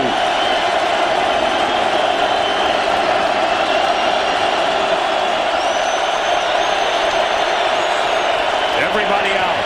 Dalton throws, and a diving catch by Jeremy Curley for a first down at the 36-yard line. Good catch by Curley, a junior from Hutto, Texas. A good throw from Dalton because he had pressure right in his face, as you see right there, and he just unloads it, and Curley was able to run away from Winston Venable. That was McClellan that had the pressure on Andy Dalton. Andy just moved just enough. And that, look, a lot of quarterbacks are accurate, but the quarterbacks that are accurate with pressure in their face are the good ones. That was a terrific throw from Dalton. The handoff inside to Joseph Turner, picks up a couple of yards. That was also the first 3rd down conversion in the game for TCU. I would expect Andy Dalton before long to keep one of those zone replays himself. I mean, you really see Boise State crashing down on the running back as he sticks it in the belly of the back. Boise State really converges down and tries to pinch down to the line of scrimmage to stop that inside run, I would expect Andy Dalton to put that in the belly of Turner here pretty quick, pull it back out, and run it himself. Luke Shivers, a fullback, lines up his tight end left. Off the play fake, Dalton throws and completes it to Curtis Clay, who caught the touchdown pass, and that's another first down for TCU up at the 48-yard line. Gary Patterson needs to keep the water in there to keep his voice alive. Pickup of 9. It's not uncommon for Gary Patterson to lose his voice, as Chris Myers told us. 2 tight ends in. First down, TCU. Freshman Ed Wesley in the backfield. Play fake. Dalton's got it and throws wide of Jimmy Young, the intended receiver. Last year, TCU's offense in the Poinsettia Bowl against Boise State dominated with 472 yards. Tonight, they haven't been sharp at all. Well, and I think Boise State feels like they're better on defense. Just talking to Kyle Wilson the other day, I said, where are you guys better?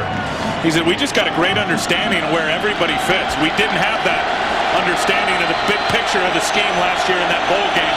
We have it now. Sophomore Jonathan Jones, number 83, in at wide receiver. Quick pass outside of Mark Johnson. He's slowed down and ridden down by Winston Venable. Number 17. We talk about TCU speed on defense. Boise State's got it too. Watch all the white jerseys showing up. First, it's going to be Iloka. He's going to force the cutback on Bart Johnson. Now here comes Venable. Then Winter Swipe. Then Aaron Tevis. And then Jerron Johnson, the leading tackler on the defense, is going to come in late. These guys will swarm to the football with the best of them. Know that Venable name?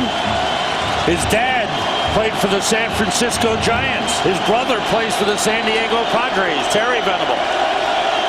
Curtis Clay and Ryan Christian, the wide receivers. Here's third down.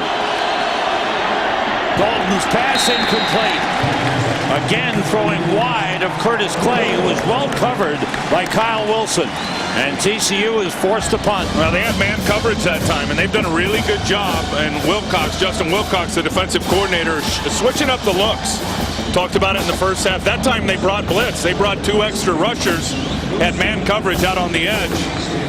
And Dalton did not, the receiver and Dalton did not get on the same page. There's big Anson Kelton, his 6th punt. He's at a 65-yarder. This one a high, short one, waving for a fair catch. Kyle Wilson takes it at the 17. Boise State with a good defensive stand continues to lead 10-7. The Tostitos Fiesta Bowl on Fox is sponsored by Tostitos. Good times guaranteed. Back at the Tostitos Fiesta Bowl, it's time now for the Taco Bell Impact Players of the Game. Titus Young, 8 touches in the game, 76 yards. And Brandon Thompson, the quarterback, with a 51-yard interception return for a touchdown. Tonight's Taco Bell Impact Players of the Game thus far. Second possession, second half for Boise State, starting from the 17. With Martin and Dan Paul in the backfield. Martin finds a hole. It's up to the 25-yard line. Good run by Doug Martin. T.J. Johnson made the tackle. Watch the inside push from this offensive line and how they're moving TCU off the ball. And that Will Lawrence. They're going right away, Tim. We'll get back to that in a minute. But they went no huddle. And Doug Martin carried again, comes up a half-yard short of the first down. Sorry to interrupt your analysis. No, it's fine. I just think Will Lawrence and those inside players, Thomas Byrd, Kevin Sapien, they played well early in this game. We saw in the first half, Thomas Byrd had a terrific block for a big pop up the middle, and that time it was Will Lawrence who had a good block on the defensive tackle. Boise has had 2 good offensive possessions in this game. They've had 2 13-play drives. One ended in a missed field goal. One ended in a made field goal. I think it's just a matter of time before Kellen Moore finds his groove. Half-yard short. As you can see, it'll bring up third. Because I'm telling you, he's had guys open. We saw earlier in the game when Titus Young was wide open on a post route, he overthrew him. Chris Potter down in the red zone where he threw it too far out and too wide where the receiver couldn't get it. He's had open guys. He's the #1 rated quarterback in college football in terms of efficiency. He's going to find his stride here in the second half. Now he's gone to the field side, the wider side of the field, to pick up his yardage. Where they haven't had success is out on the perimeter when they've tried to get anything really outside the tackles in the run or the pass game because of the speed of the TCU defense. Byron Howe, the defensive end, is in as a blocker. And the carry by Martin. And he's got a first down. TJ Johnson the tackle, but Doug Martin picks up the first down. Well, he's got to deal with Byron Hout and the running back. Here's TJ right here, and watch this fill like a missile. Oh. And he's really the guy that's got to play great today. When you look at Boise State and all the stuff they do offensively with all the formations, number 3 right there, TJ Johnson in this second half. He's got to be the communicator to keep everybody on the same page. Off the play fake, Kellen Moore puts it up wide open. Kyle Leafa, the tight end, and he's out of bounds in TCU territory at the 42-yard line. Good play fake, good pass thrown to Kyle Leafa, sophomore tight end from Boise. Well, and he's going to run a corner route on quarters coverage, which means 4 deep. And you saw right there, he's just wide open. McCoy jumped the post, got himself out of position. And I told you about that accuracy from Kellen Moore. He lasered that right into Kyle Leafa. Perfect throw. Pickup of 28 on the play. Efaw, the pass-catching tight end. Tommy Gallardo, the blocking tight end. Out of the shotgun, Doug Martin wrapped up.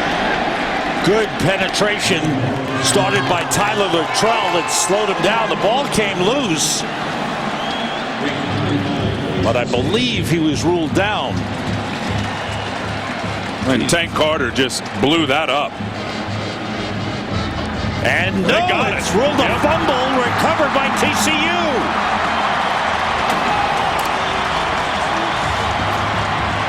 He never hit the ground. Looked like he was on top of the defender when the ball got ripped out. There's the hit there. Jerry Hughes has him. He's going down. He's still sitting on top of Jerry Hughes, so he's not down. There is nothing about Doug Martin that was down or ruled down. He is right on top of Jerry Hughes, and then that ball gets ripped out by Nuate. This play will be reviewed. All reviews come from upstairs, and the replay official will check it out on the fumble ruled on the field. Reviews initiated from upstairs. Decision made by the replay official upstairs. Yeah, and I think this is going to be a fumble. Jerry Hughes and Nuate. It looked like Hughes was actually the guy that ripped it out. Review. The ruling of a fumble has been confirmed. First down, TCU. First turnover of the game for Boise State. The Horned Frogs of TCU take over. Jerry Hughes with a great play. Well, it's an awesome play because he's going to wrap him up and then he's going to rip at it, but it's Hughes' body that's on the ground, which doesn't allow Doug Martin to touch down anywhere. And the play's still alive, and then Henry Nuate came in to finish it off. Happy defense on the sideline. Now the offense goes to work from the 43. Turner is tripped up. Good defensive play up front by number 99, Michael Atkinson, a freshman from Windsor, Ontario, who is known as Canadian Bacon. They went up to scout someone else, and they saw him playing in Windsor. They do some scouting in Canada, and sure enough, they do recruiting up there, and they found Michael Atkinson, a 332-pound freshman nose tackle.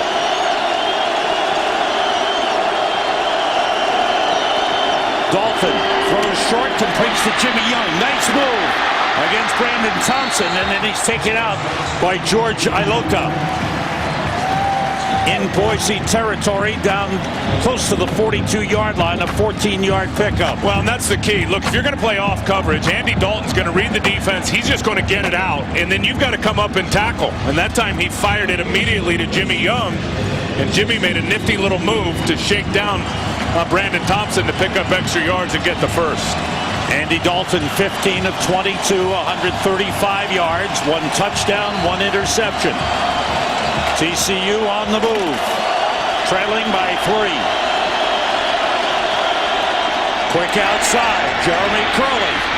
Curley ridden out of bounds by Brandon Thompson at the 38-yard line. A pickup of 5 on the play. Let's check in with Chris Myers. Chris. Sam, we're seeing a different Andy Dalton, calmed by his coach, and the coaching headsets working here in the second half. Now, Dalton, according to his teammates, during the year when the team was on the road at Clemson, trailing 10-7 in the second half in a driving rainstorm, rallied the team on an 86-yard drive. They took the lead. His confidence has never been higher, and his teammates say it was a turning point. It appears he's continuing that at this moment. Jonathan Jones in at wide receiver. The pass to Jeremy Curley. He avoided Kyle Wilson. Great move by Curley, and Winston Venable finally brought him down at the 16-yard line of Boise State. This is too easy right now for Boise State, and Andy Dalton is just going to take what the defense gives him. And look at the cushion that Kyle Wilson has here. He's come over to the field, going to have a clear-out route there, and that's just too easy. See there, Curtis Clay on the clear-out route. Kyle Wilson with too big of a cushion. He can't get there, and then again, he misses the tackle. And Curley's able to pick up the extra yards, and they've got it down into the red zone. Game 22 on the play. 2 tight ends in. Matthew Tucker in the backfield. Dalton still got it, and he's brought down. That was nice penetration on the play by Aaron Tevis, sophomore linebacker out of Tucson, Arizona. Close to home for Aaron Tevis, a finance major who made the stop on Andy Dalton. Big test now, the Boise State defense, as their 10-7 lead is in jeopardy.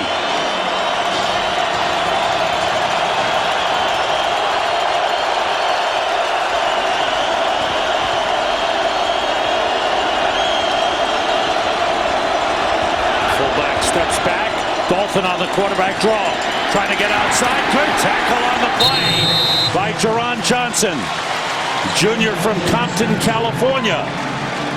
Jerron Johnson making the play. Well, and he was a middle linebacker. Here he is here. He was a middle linebacker in high school. You can see his instincts. He's reading the quarterback.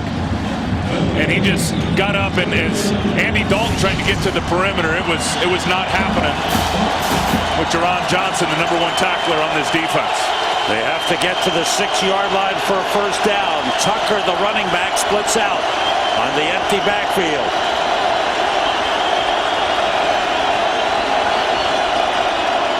Quick outside to Matthew Tucker, and he's wrestled down at the 7-yard line by Aaron Tevis.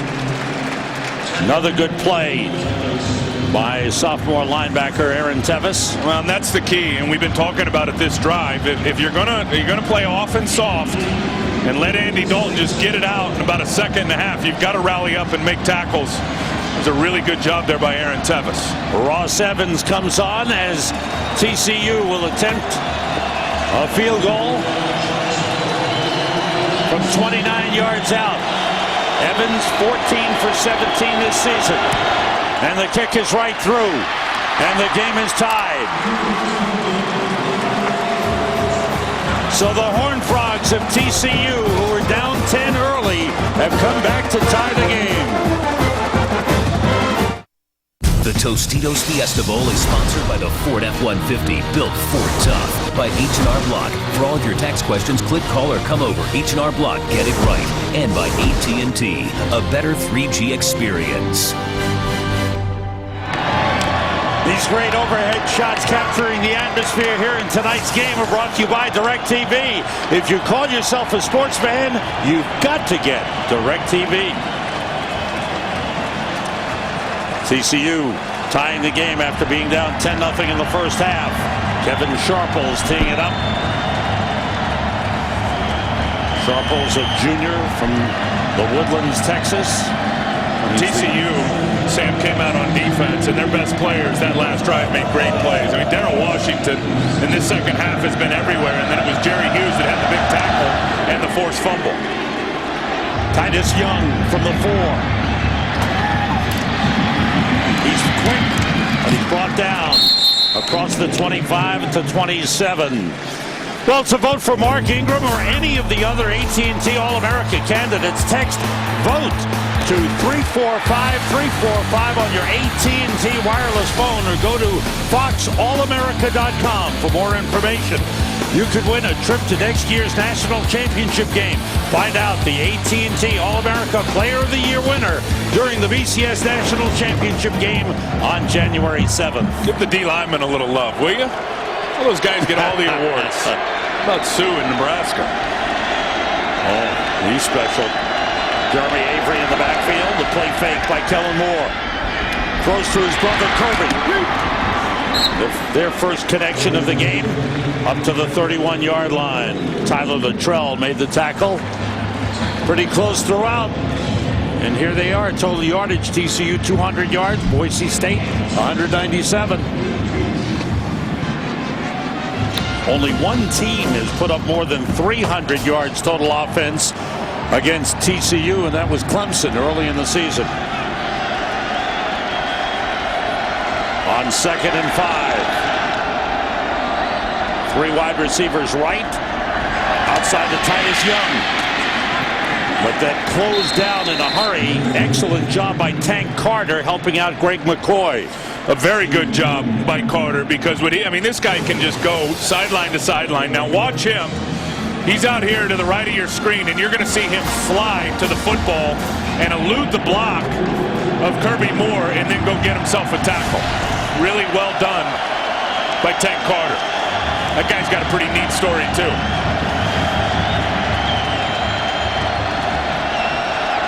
There's a big 3rd and 4 for Boise State.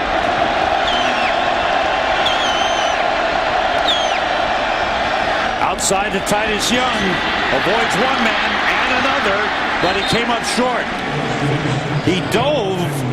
Instead of staying on his feet, maybe he misread the first down line, but he comes up 2 yards short. Well, his quarterback didn't make it easy on him either, Kellen Moore. That ball sailed on him, and Titus Young had to actually gather himself, go get it, and then restart again.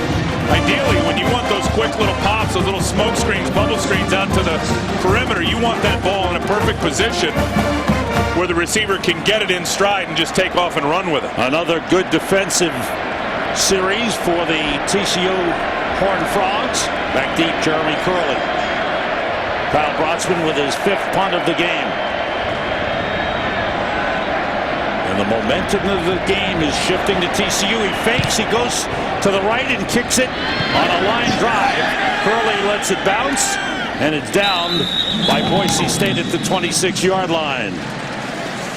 Brotzman with a unique style of punting, a sidewinder that time, 39 yards. Well, this weekend, the second season begins. The playoffs underway, and we've got wild card action for you right here in Glendale, Arizona. Sunday, 4 p.m. Eastern, 1 Pacific.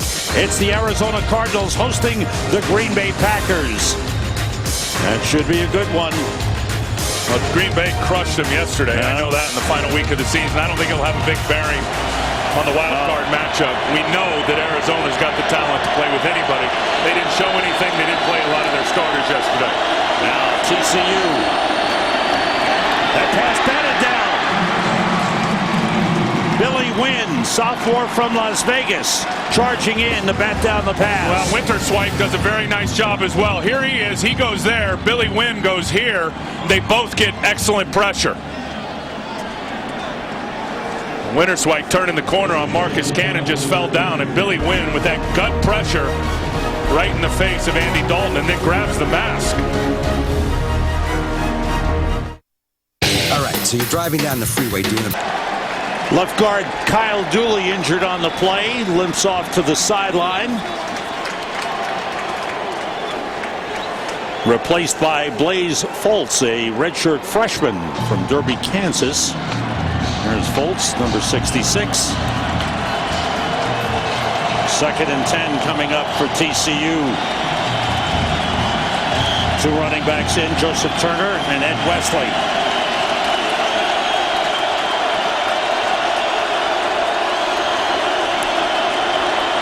Dalton to Wesley. Trying to find an opening. Good tackle. He was slowed down by Winston Venable. Didn't go down until he was wrapped up by the rest of the Boise State defense. Well, they're not giving it up. This run defense has been outstanding. Winterswijk, watch him keep the leverage on Cannon, and then you'll see Venable 17 fly into your screen. And there's just nowhere for Ed Wesley to go against that Bronco defense. TCU has been held at 36 yards rushing in the game. Incredible.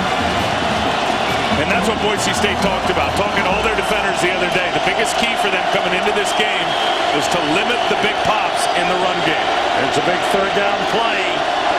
Dalton throwing, and it's batted down and intercepted. Great interception by Darrell Acree, the middle linebacker.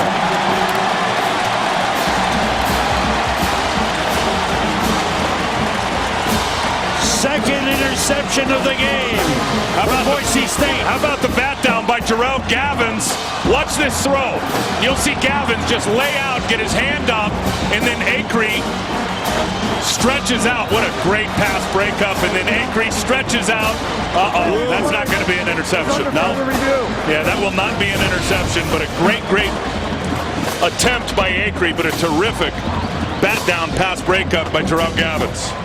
Gavins, a sophomore cornerback from Miami, made a terrific play. The play's under review. Looked like the ball hit the ground. Still awaiting the official ruling from upstairs, but it looks like this ball hits the ground. Well, hard to tell from this side. This angle here is Acree really stretches out for it, but you'll see the perfect shot. We get a look at it from the other side. This one right here, you'll see the ball hit the ground and move before he possesses it. This is going to end up being an incomplete pass, not an interception. You see right there as the ball moves and then kind of falls out of his hand and moves again, that's not going to be an interception. The ruling on the field is an interception.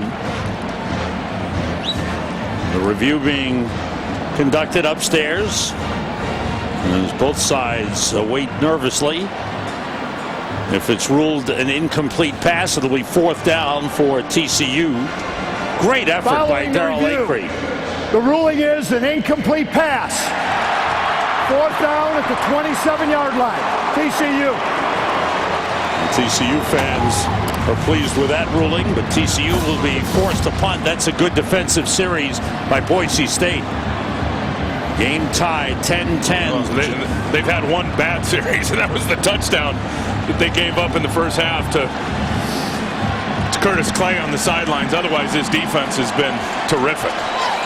Anson Kelton has had a couple of booming kicks. This one is high, way up in the air. Fair catch, wait for by Kyle Wilson at the 27-yard line. Tomorrow night, our Bowl Bash continues on Fox with the FedEx Orange Bowl as the Iowa Hawkeyes take on the Georgia Tech Yellow Jackets. Our coverage of the FedEx Orange Bowl begins tomorrow night at 7:30 Eastern, 4:30 Pacific in high definition only on Fox. And to ensure that it is a full-fledged bowl game, we send Chris Myers to cover it. He is our official bowl mascot. Boise State from the 27. Austin Pettis is in. Split out wide to the right side. Now he motions. Kellen Moore. They're going to get vertical. Looking to put it up. Goes short out of the backfield. Jeremy Avery. He's got a first down. Out of bounds at the 40-yard line. 13-yard gain on the play.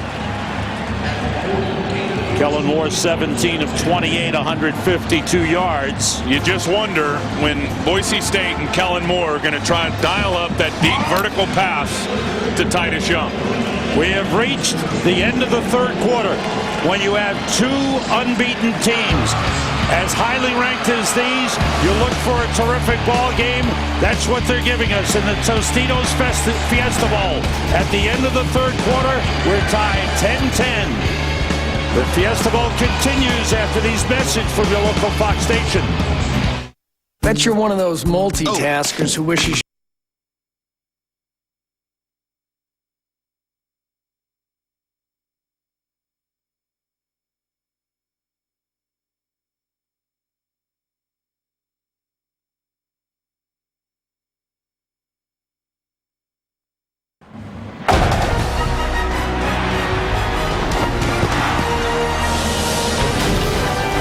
Welcome back to the Tostitos Fiesta Bowl in Glendale, Arizona. Sam Rosen, Tim Ryan, Chris Myers, number 4 in the BCS. TCU, 12-0, number 6 in the BCS.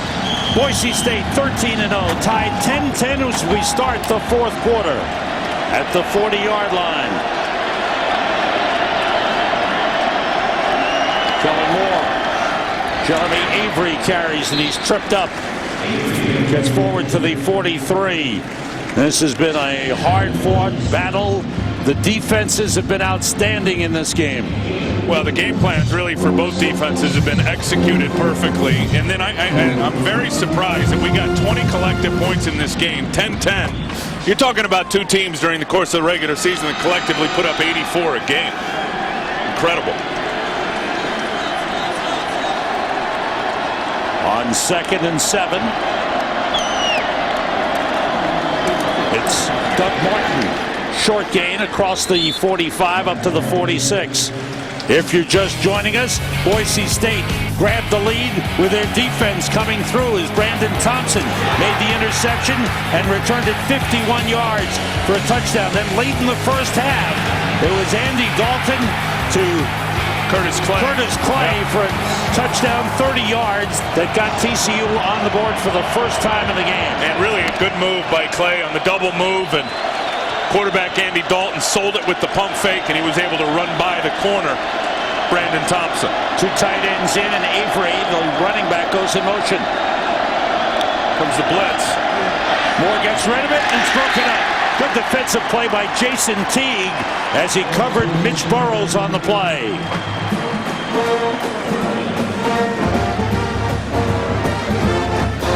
I'll tell you the incredible number, and Jerry Hughes has gotten after it a little bit today and has gotten some hits on Kellen Moore. Kellen Moore, when you look at him, the guy's been sacked 5 times during the course of the season.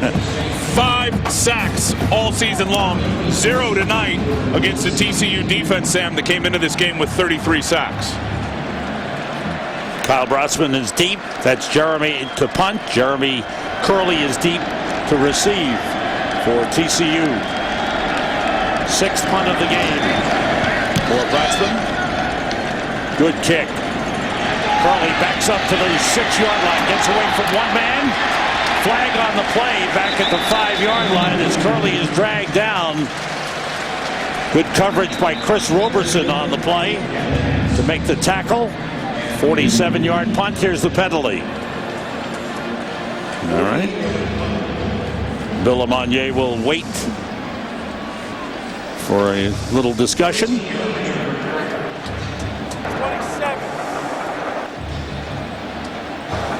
Illegal block in the back. Number 27. Half the distance from the goal from the spot of the foul. First down.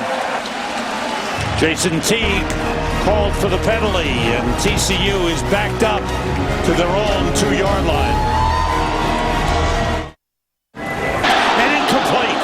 Was almost caught by Jonathan Jones after the tip.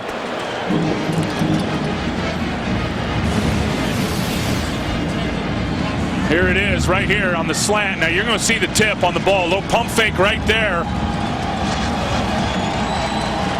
Oh, Jonathan Jones almost got it on the deflection. Who went up and hit? Oh, Aaron Tevis again. Getting in the throwing lane. Good job reading the quarterback. Quarterback pulled his hand off that ball. You know it's getting ready to be released. Tevis got in the lane and got his hands up and got a big breakup. TCU only 1 for 9 in third down conversions in the game. Here's 3rd and 10. Dalton gets time, he throws deep, and it is intercepted by Brandon Thompson. His 2nd interception of the game.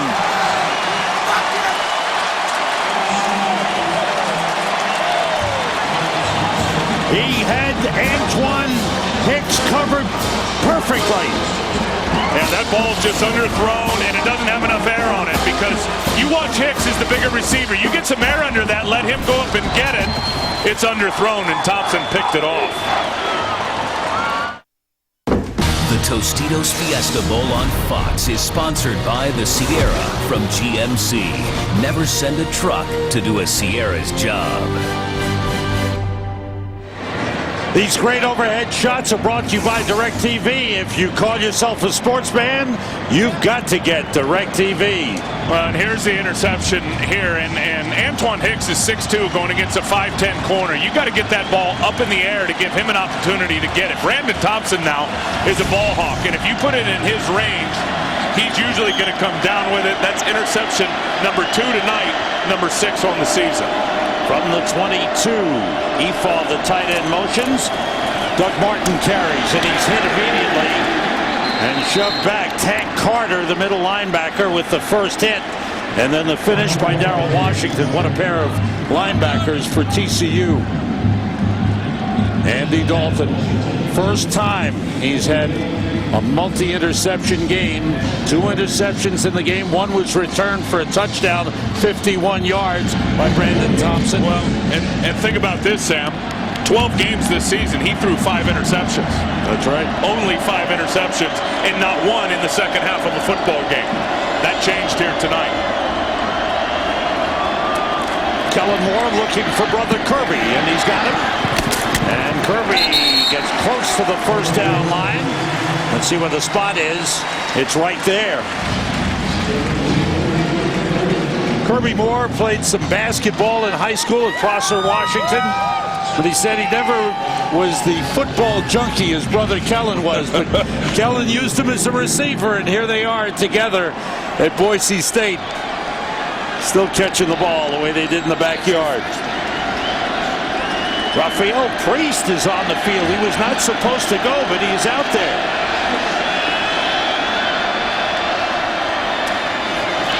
Doug Martin carries, and he's brought down on the play. Well, they started playing football at age 9, did Kellen Moore. And there was brother Kirby right alongside, the younger brother. And he started throwing to him. And Dad Tom coached him up in high school. And we talked about being a football junkie. They downloaded football games. Man. And he broke up defenses. And this season, he threw 39 touchdown passes. Yeah, one every 10 throws. He's got great football intelligence, FBI, in terms of understanding what the defense is showing and how to break it down. Kellen Moore rolls and throws to Kirby, and he's got it up at the 32-yard line, but there's maybe a gain of 1 on the play up at the 33. And I think that's what Chris Peterson, they do a great job recruiting, and they're not so hung up on size and speed. Kellen Moore came in and talked to us the other night. He's 6 foot tall. He's about 185 pounds. And, I mean, he's not imposing physically when he walks through the door. But when you watch him play, just as Chris Peterson did, won't get caught up on the size and the speed. He loves smart football players. 3rd and 9 for Boise State. Everybody out. And the pass batted up in the air, falls incomplete. Good pressure up front by Wayne Daniels, the defensive end, a junior out of Kilgore, Texas.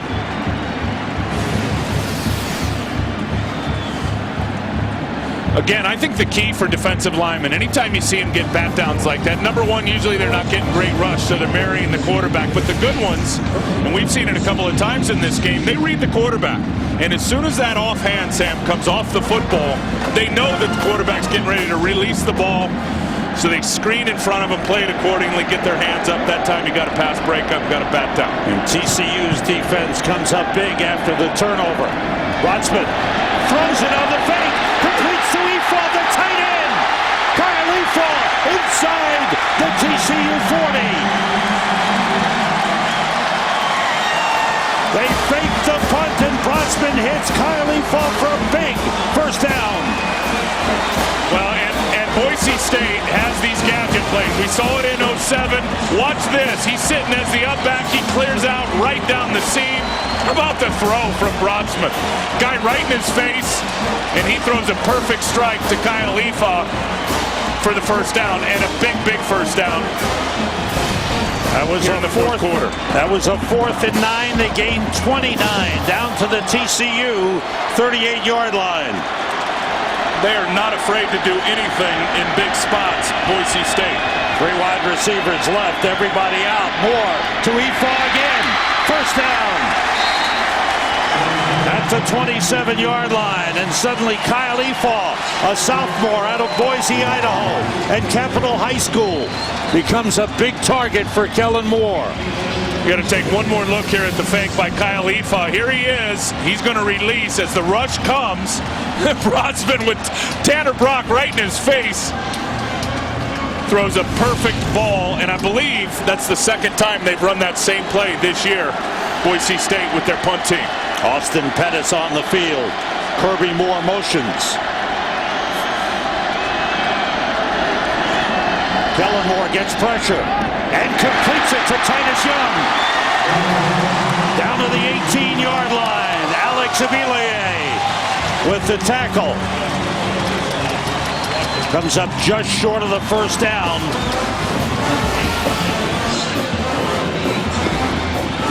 No pressure on the quarterback. Kellen Moore is going to get it out quick, but that time actually let that play develop, and he's just going to hit all those little open voids in the zone. You can't stop him from doing it. If you're going to play off and soft and show him zone coverage, he's going to be able to pick it apart if you can't get pressure on it. Titus Young, a career-high 8 catches in the game. The play fake. Moore throwing wide open is Gallardo, the tight end, down to the 2-yard line. Tommy Gallardo, junior tight end from Brea, California, making the grab. And Kellen Moore has been outstanding on this drive. There he is, Gallardo. He's just going to run out to the corner of the end zone. And the whole defense got sucked up. Darrell Washington, I believe, was the guy responsible for him defensively. Either way, Gallardo wide open. And Gallardo is a huge weapon now down in the red zone for Boise State. 2 tight ends in. Doug Martin, big hole, he's in, touchdown!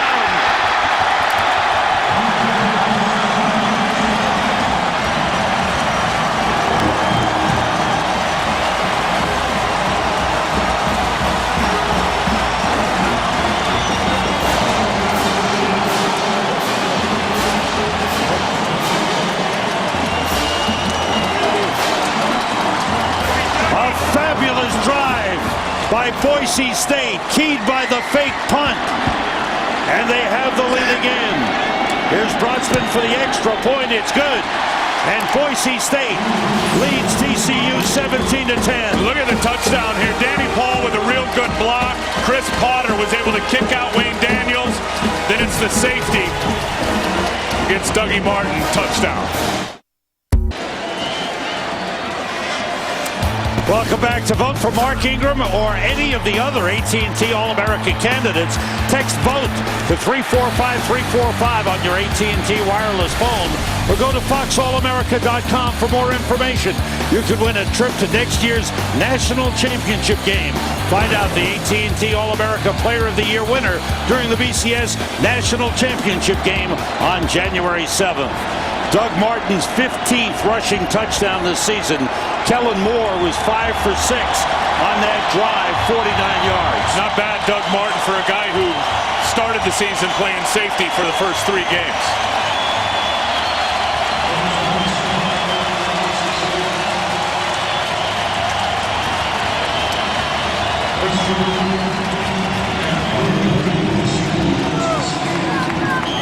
Boise State has never trailed in this game. They had a 10-0 lead. TCU came back to tie, and now it's Boise State's lead at 17-10. Ryan Christian and Jeremy Curley deep. Brodsman's kick coming down to Ryan Christian at the 3. And he ran straight into one of the defenders. Stanaway. Travis Stanaway making the tackle. There's Doug Martin up, over, and in. And TCU has the 7-point lead. Hi, is Denise working? Tostitos Fiesta Bowl on Fox is sponsored by GMC. Put us up against anyone and may the best truck win. By FedEx, we understand you need reliable shipping options. FedEx. And by Taco Bell, think outside the bun. And our aerial coverage for tonight's game presented by Bud Light. And I apologize.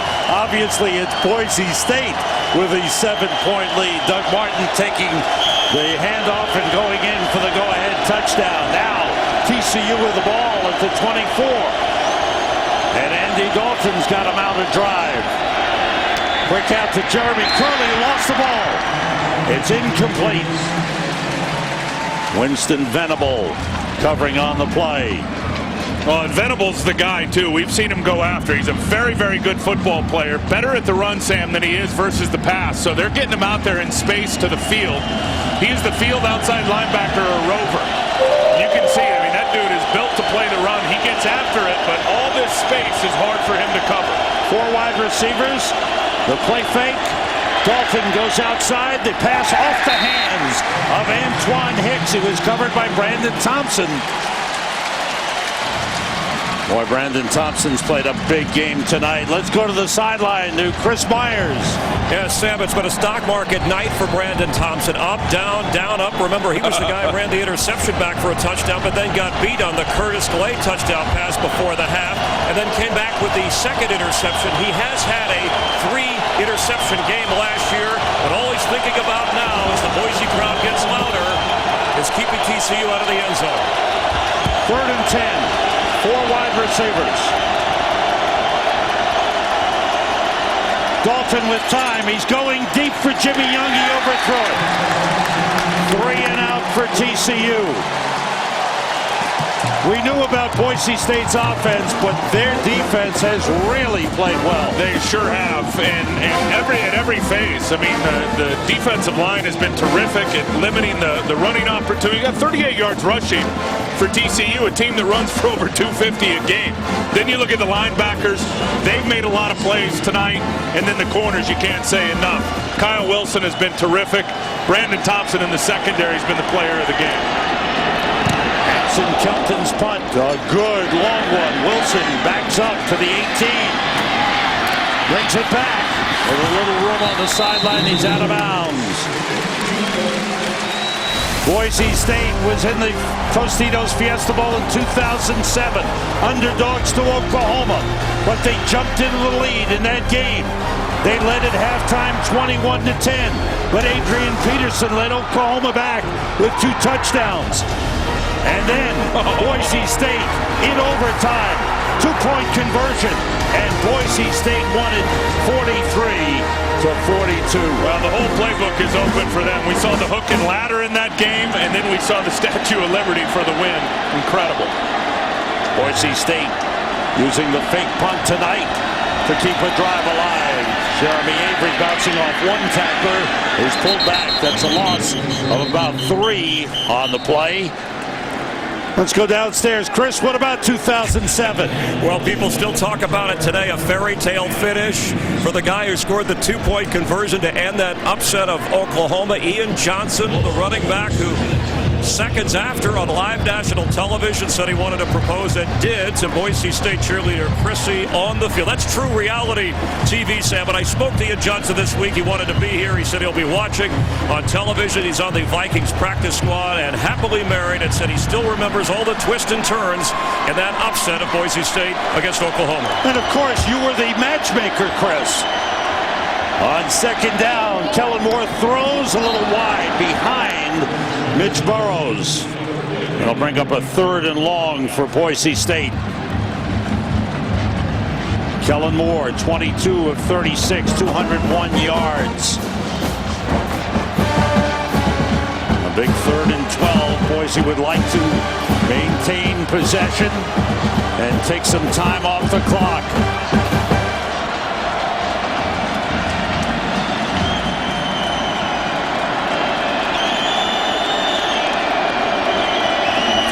Receivers left on 3rd and 12. Moore has time. Wants to go deep. Way upstairs for Titus Young. It's out of bounds. Incomplete. Young was covered, double covered by T.J. Johnson and Jason Teague. Yeah, I don't understand that play, to be honest with you. I know it was 3rd and long, but TCU had every one of their defenders extremely deep, and you just weren't going to beat them with a deep throw. And you saw some underneath routes that were coming free, and Kellen Moore tried to take the deep shot down the field. Risky throw with all those defenders deep. Last thing you want to do right now with 5:48 left, up 7, is throw a risky throw and get intercepted. Jeremy Curley is back.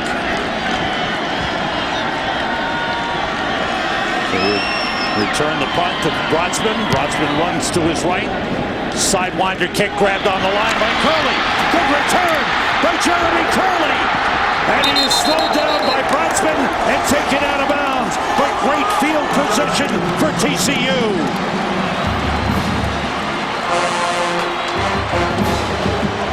That time the line drive punt didn't work for Brodsman. Well, and that's the thing. And Curley's brought a couple back this year. He's got electrifying ability in the open field, but there was no hang time on that punt. You said it. It was a line drive. The coverage could not get down there before Curley was able to field it. And if he can field it and get a running start before you get any defenders near him, he's going to make a play as he did there. 39-yard return. Gives TCU a short field. Matthew Tucker, the running back. Dalton puts it up for Hicks. He juggles and drops it. Going against Brandon Thompson, Antoine Hicks had it for a moment, and then it rolled free. Incomplete.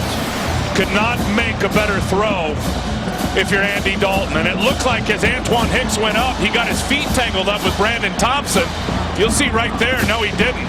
He just jumped a little too soon, mistimed his jump, and couldn't come down with the football. Perfect throw from Andy Dalton. Antoine Hicks, a sophomore from Arlington, Texas. Tucker, the running back, splits out wide. Empty backfield. Four-man rush. Dalton getting pressure, and they've got him. Aaron Tevis came up for the sack, the second of the game. Well, Tevis is just spying Andy Dalton. Andy Dalton is a good runner. Here's Tevis right here, 36. As Dalton scrambles and comes up this way, watch 36 converge on him. He's just shadowing him the whole way.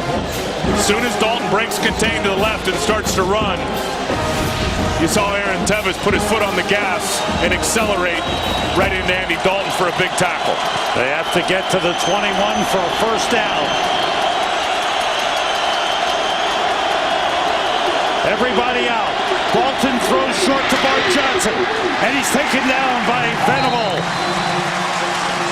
Forward progress to the 27-yard line.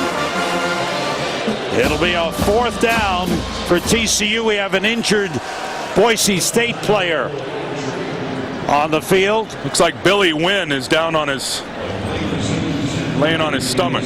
He's being checked out and will step out for a moment.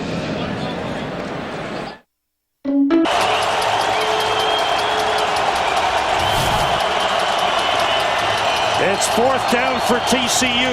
Freshman Darren Kuntz replaces the injured Billy Wynn. Dalton going up and down the line to let his linemen know the play. Ryan Christian in motion. Everybody out. Dalton being pressured. Throws, and the ball's incomplete. Jimmy Young couldn't hang on.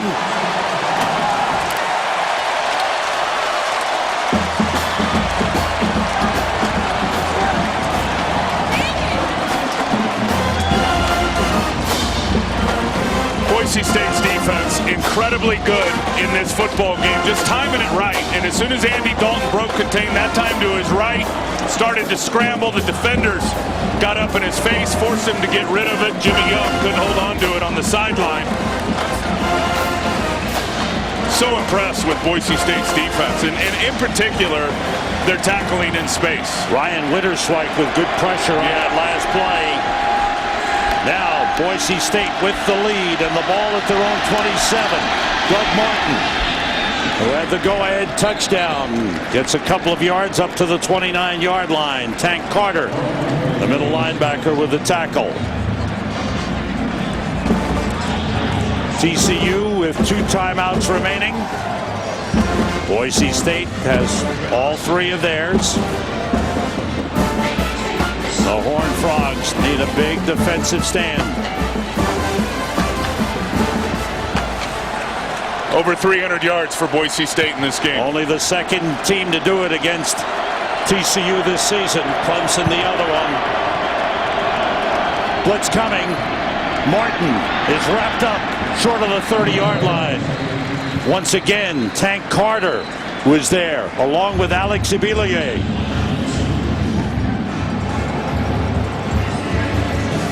Here's that fourth down play, and it looked like Andy Dalton had the post route open right here. Right here, number 2, Curtis Clay. You'll see him coming across the middle of the field. I mean, he never sees him there, Tim. He never sees him because he's running out to his right, and then all these defenders converge up and force him to throw it to the sideline. TCU uses a timeout. They have 1 remaining. 3:26 to go here in the fourth quarter, with Boise State leading 17-10. A matchup of unbeatens in the Tostitos Fiesta Bowl. Number 4, TCU. Number 6, Boise State. And both these schools know what a win would do for their football program. 2 tight ends in. Gallardo and Efall, they both split out. Now Gallardo shifts. Moore gets time and completes it to his brother Kirby. Up at the 39-yard line. That's enough for a first down. There's the brother connection. Watch what they've done to Jerry Hughes, and they did it a lot tonight. 1, 2. They have Tommy Gallardo sitting right there next to Brunel Myers, and they're just going to double Jerry Hughes. They're going to make sure they keep TCU's best defender off the quarterback. Big cushion out on the side, and Kellen is able to find his younger brother, Kirby, for a huge, huge first down. With 3 minutes remaining, TCU just 1 timeout left.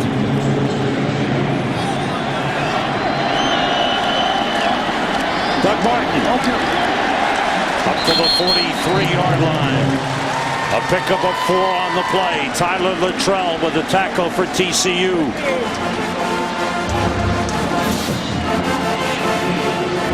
That big number 1 for TCU. They only have 1 left.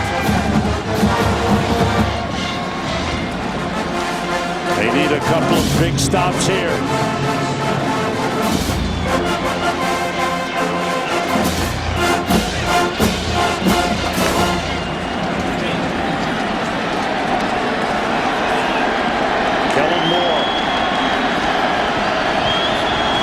Solid game for Boise State.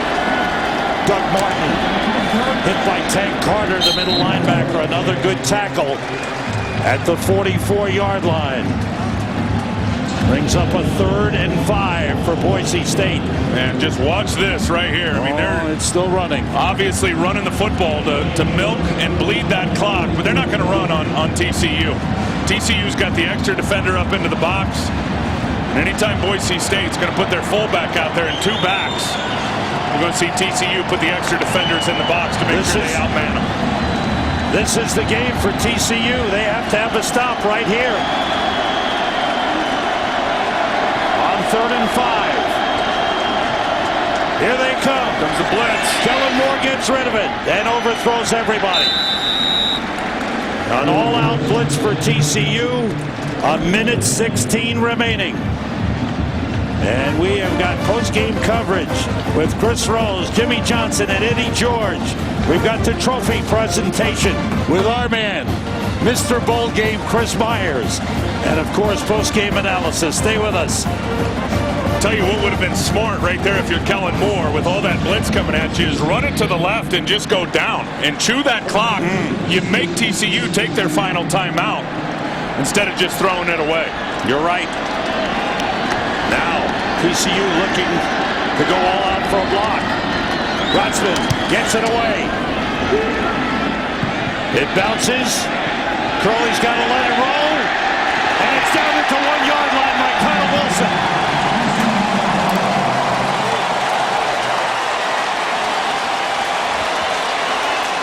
"55-yard punt." Last time Brotzman's punt was returned big by Jeremy Curley. But now TCU has got to go 99 yards. How about the plays by him tonight? That punt right there, knocking it all the way down to the 1, and then the great throw on the fake punt to Kyle Efall for what ended up being a huge play in this game. Well, you see that. TCU with 1:06 remaining and one timeout. They've got to go 99 yards.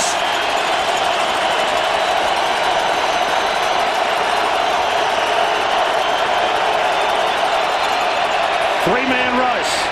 Dalton throws outside to Antoine Hicks. He's out of bounds at the 13-yard line.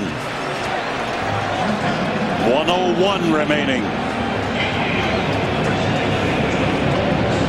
TCU has won 14 games in a row. Boise State trying to become only the second team to go 14-0 in a season. Ohio State did it in 2002. Everybody out. Dalton's throw to Curley, and he's brought down by Kyle Wilson. A first down at the 21, and the clock stops. And you know Boise State has had this one circled on the calendar in terms of an opportunity. Now, they didn't know they were going to play TCU, but an opportunity to play this team again. TCU is the only team that has beaten Boise State, Sam, in 2 years. Here is tonight's All-State Good Hands play of the game, and this was the huge one, the fake punt. Kyle Bratzman doing it twice this season. 29 yards on a 4th and 9 play, hitting tight end Kylie Fall. You can't say enough about the throw with the pressure in his face. Tanner Brock was coming up the middle and was just right in the grill. Bratzman just threw it perfectly. TCU used their last timeout. Gary Patterson brought his team to the sideline. They talked things over. That last play was not a first down. It's 2nd and 2 at the 21-yard line. Billy Wynn, who was injured earlier, back in at defensive tackle for Boise. The rush is on. Dalton throws and completes it. Antoine Hicks fighting for yardage. Gets up to the 36-yard line. It's a first down for TCU. A pickup of 15 on the play. No huddle. And the ball is spiked to stop the clock with 42 seconds remaining. Today's game was produced by Mike Burks, directed by Sandy Grossman. The associate directors, Tom Huey and Aaron Stoikov. The broadcast associates, Eric Mandia and Matt Saldana. Our thanks to Gary Lynn and Emmett McGuire in the booth. There's Bratzman, the punter, getting everybody fired up. Dalton being rushed, throws it up deep, and it is incomplete. Flag on the play. Jimmy Young gets up, yells something at Kyle Wilson. Gerald Gavins was there for Boise State. That was Gavins down on the field. The man who was covering on the play.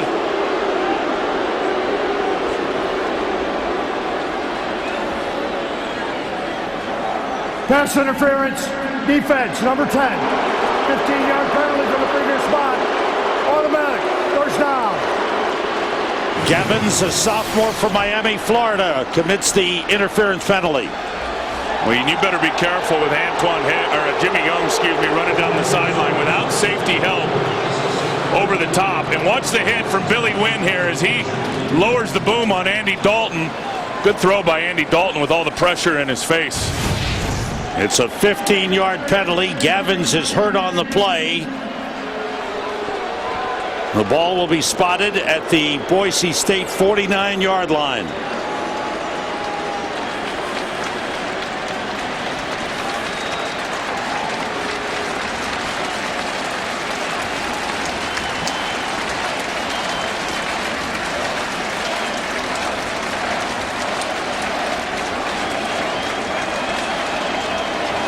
.36 seconds remaining. TCU out of timeouts.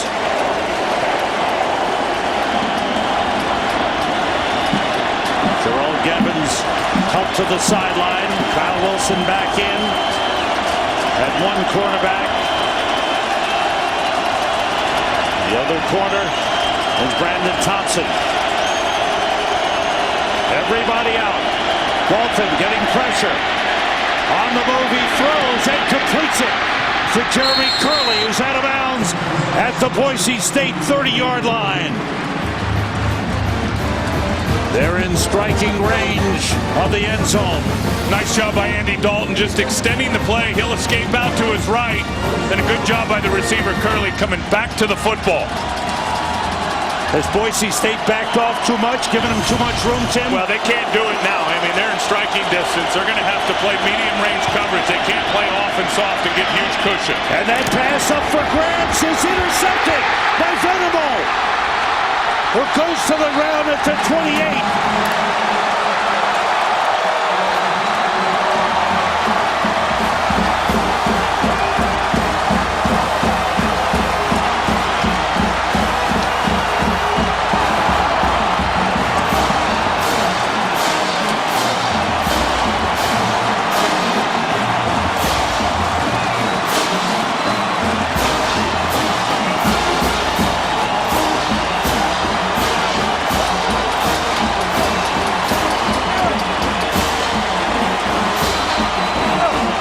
Interception of the game for Boise State. Winston Venable picked it off after the deflection. How about the pressure from Ryan Winterswijk, and then Brandon Thompson gets up and tips it up in the air. There's the pressure. Too much air under the football. Gives an opportunity for Brandon Thompson to recover. He has had a huge game, no question. Brandon Thompson, the defensive player of the game for Boise State. Boise State wins the Tostitos Fiesta Bowl 17-10 over TCU.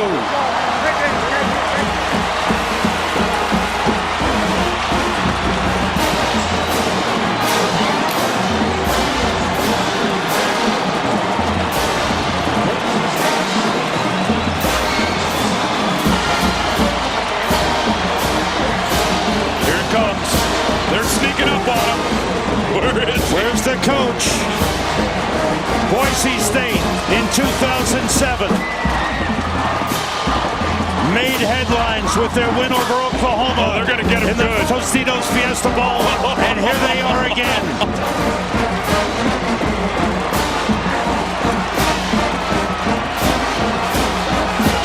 Two previously undefeated teams, and Boise State secures their spot as a national power. I cannot tell you how impressed I am with their defense and how they played tonight. They were so good at the line, the linebackers in the secondary. They were terrific. We'll be going to the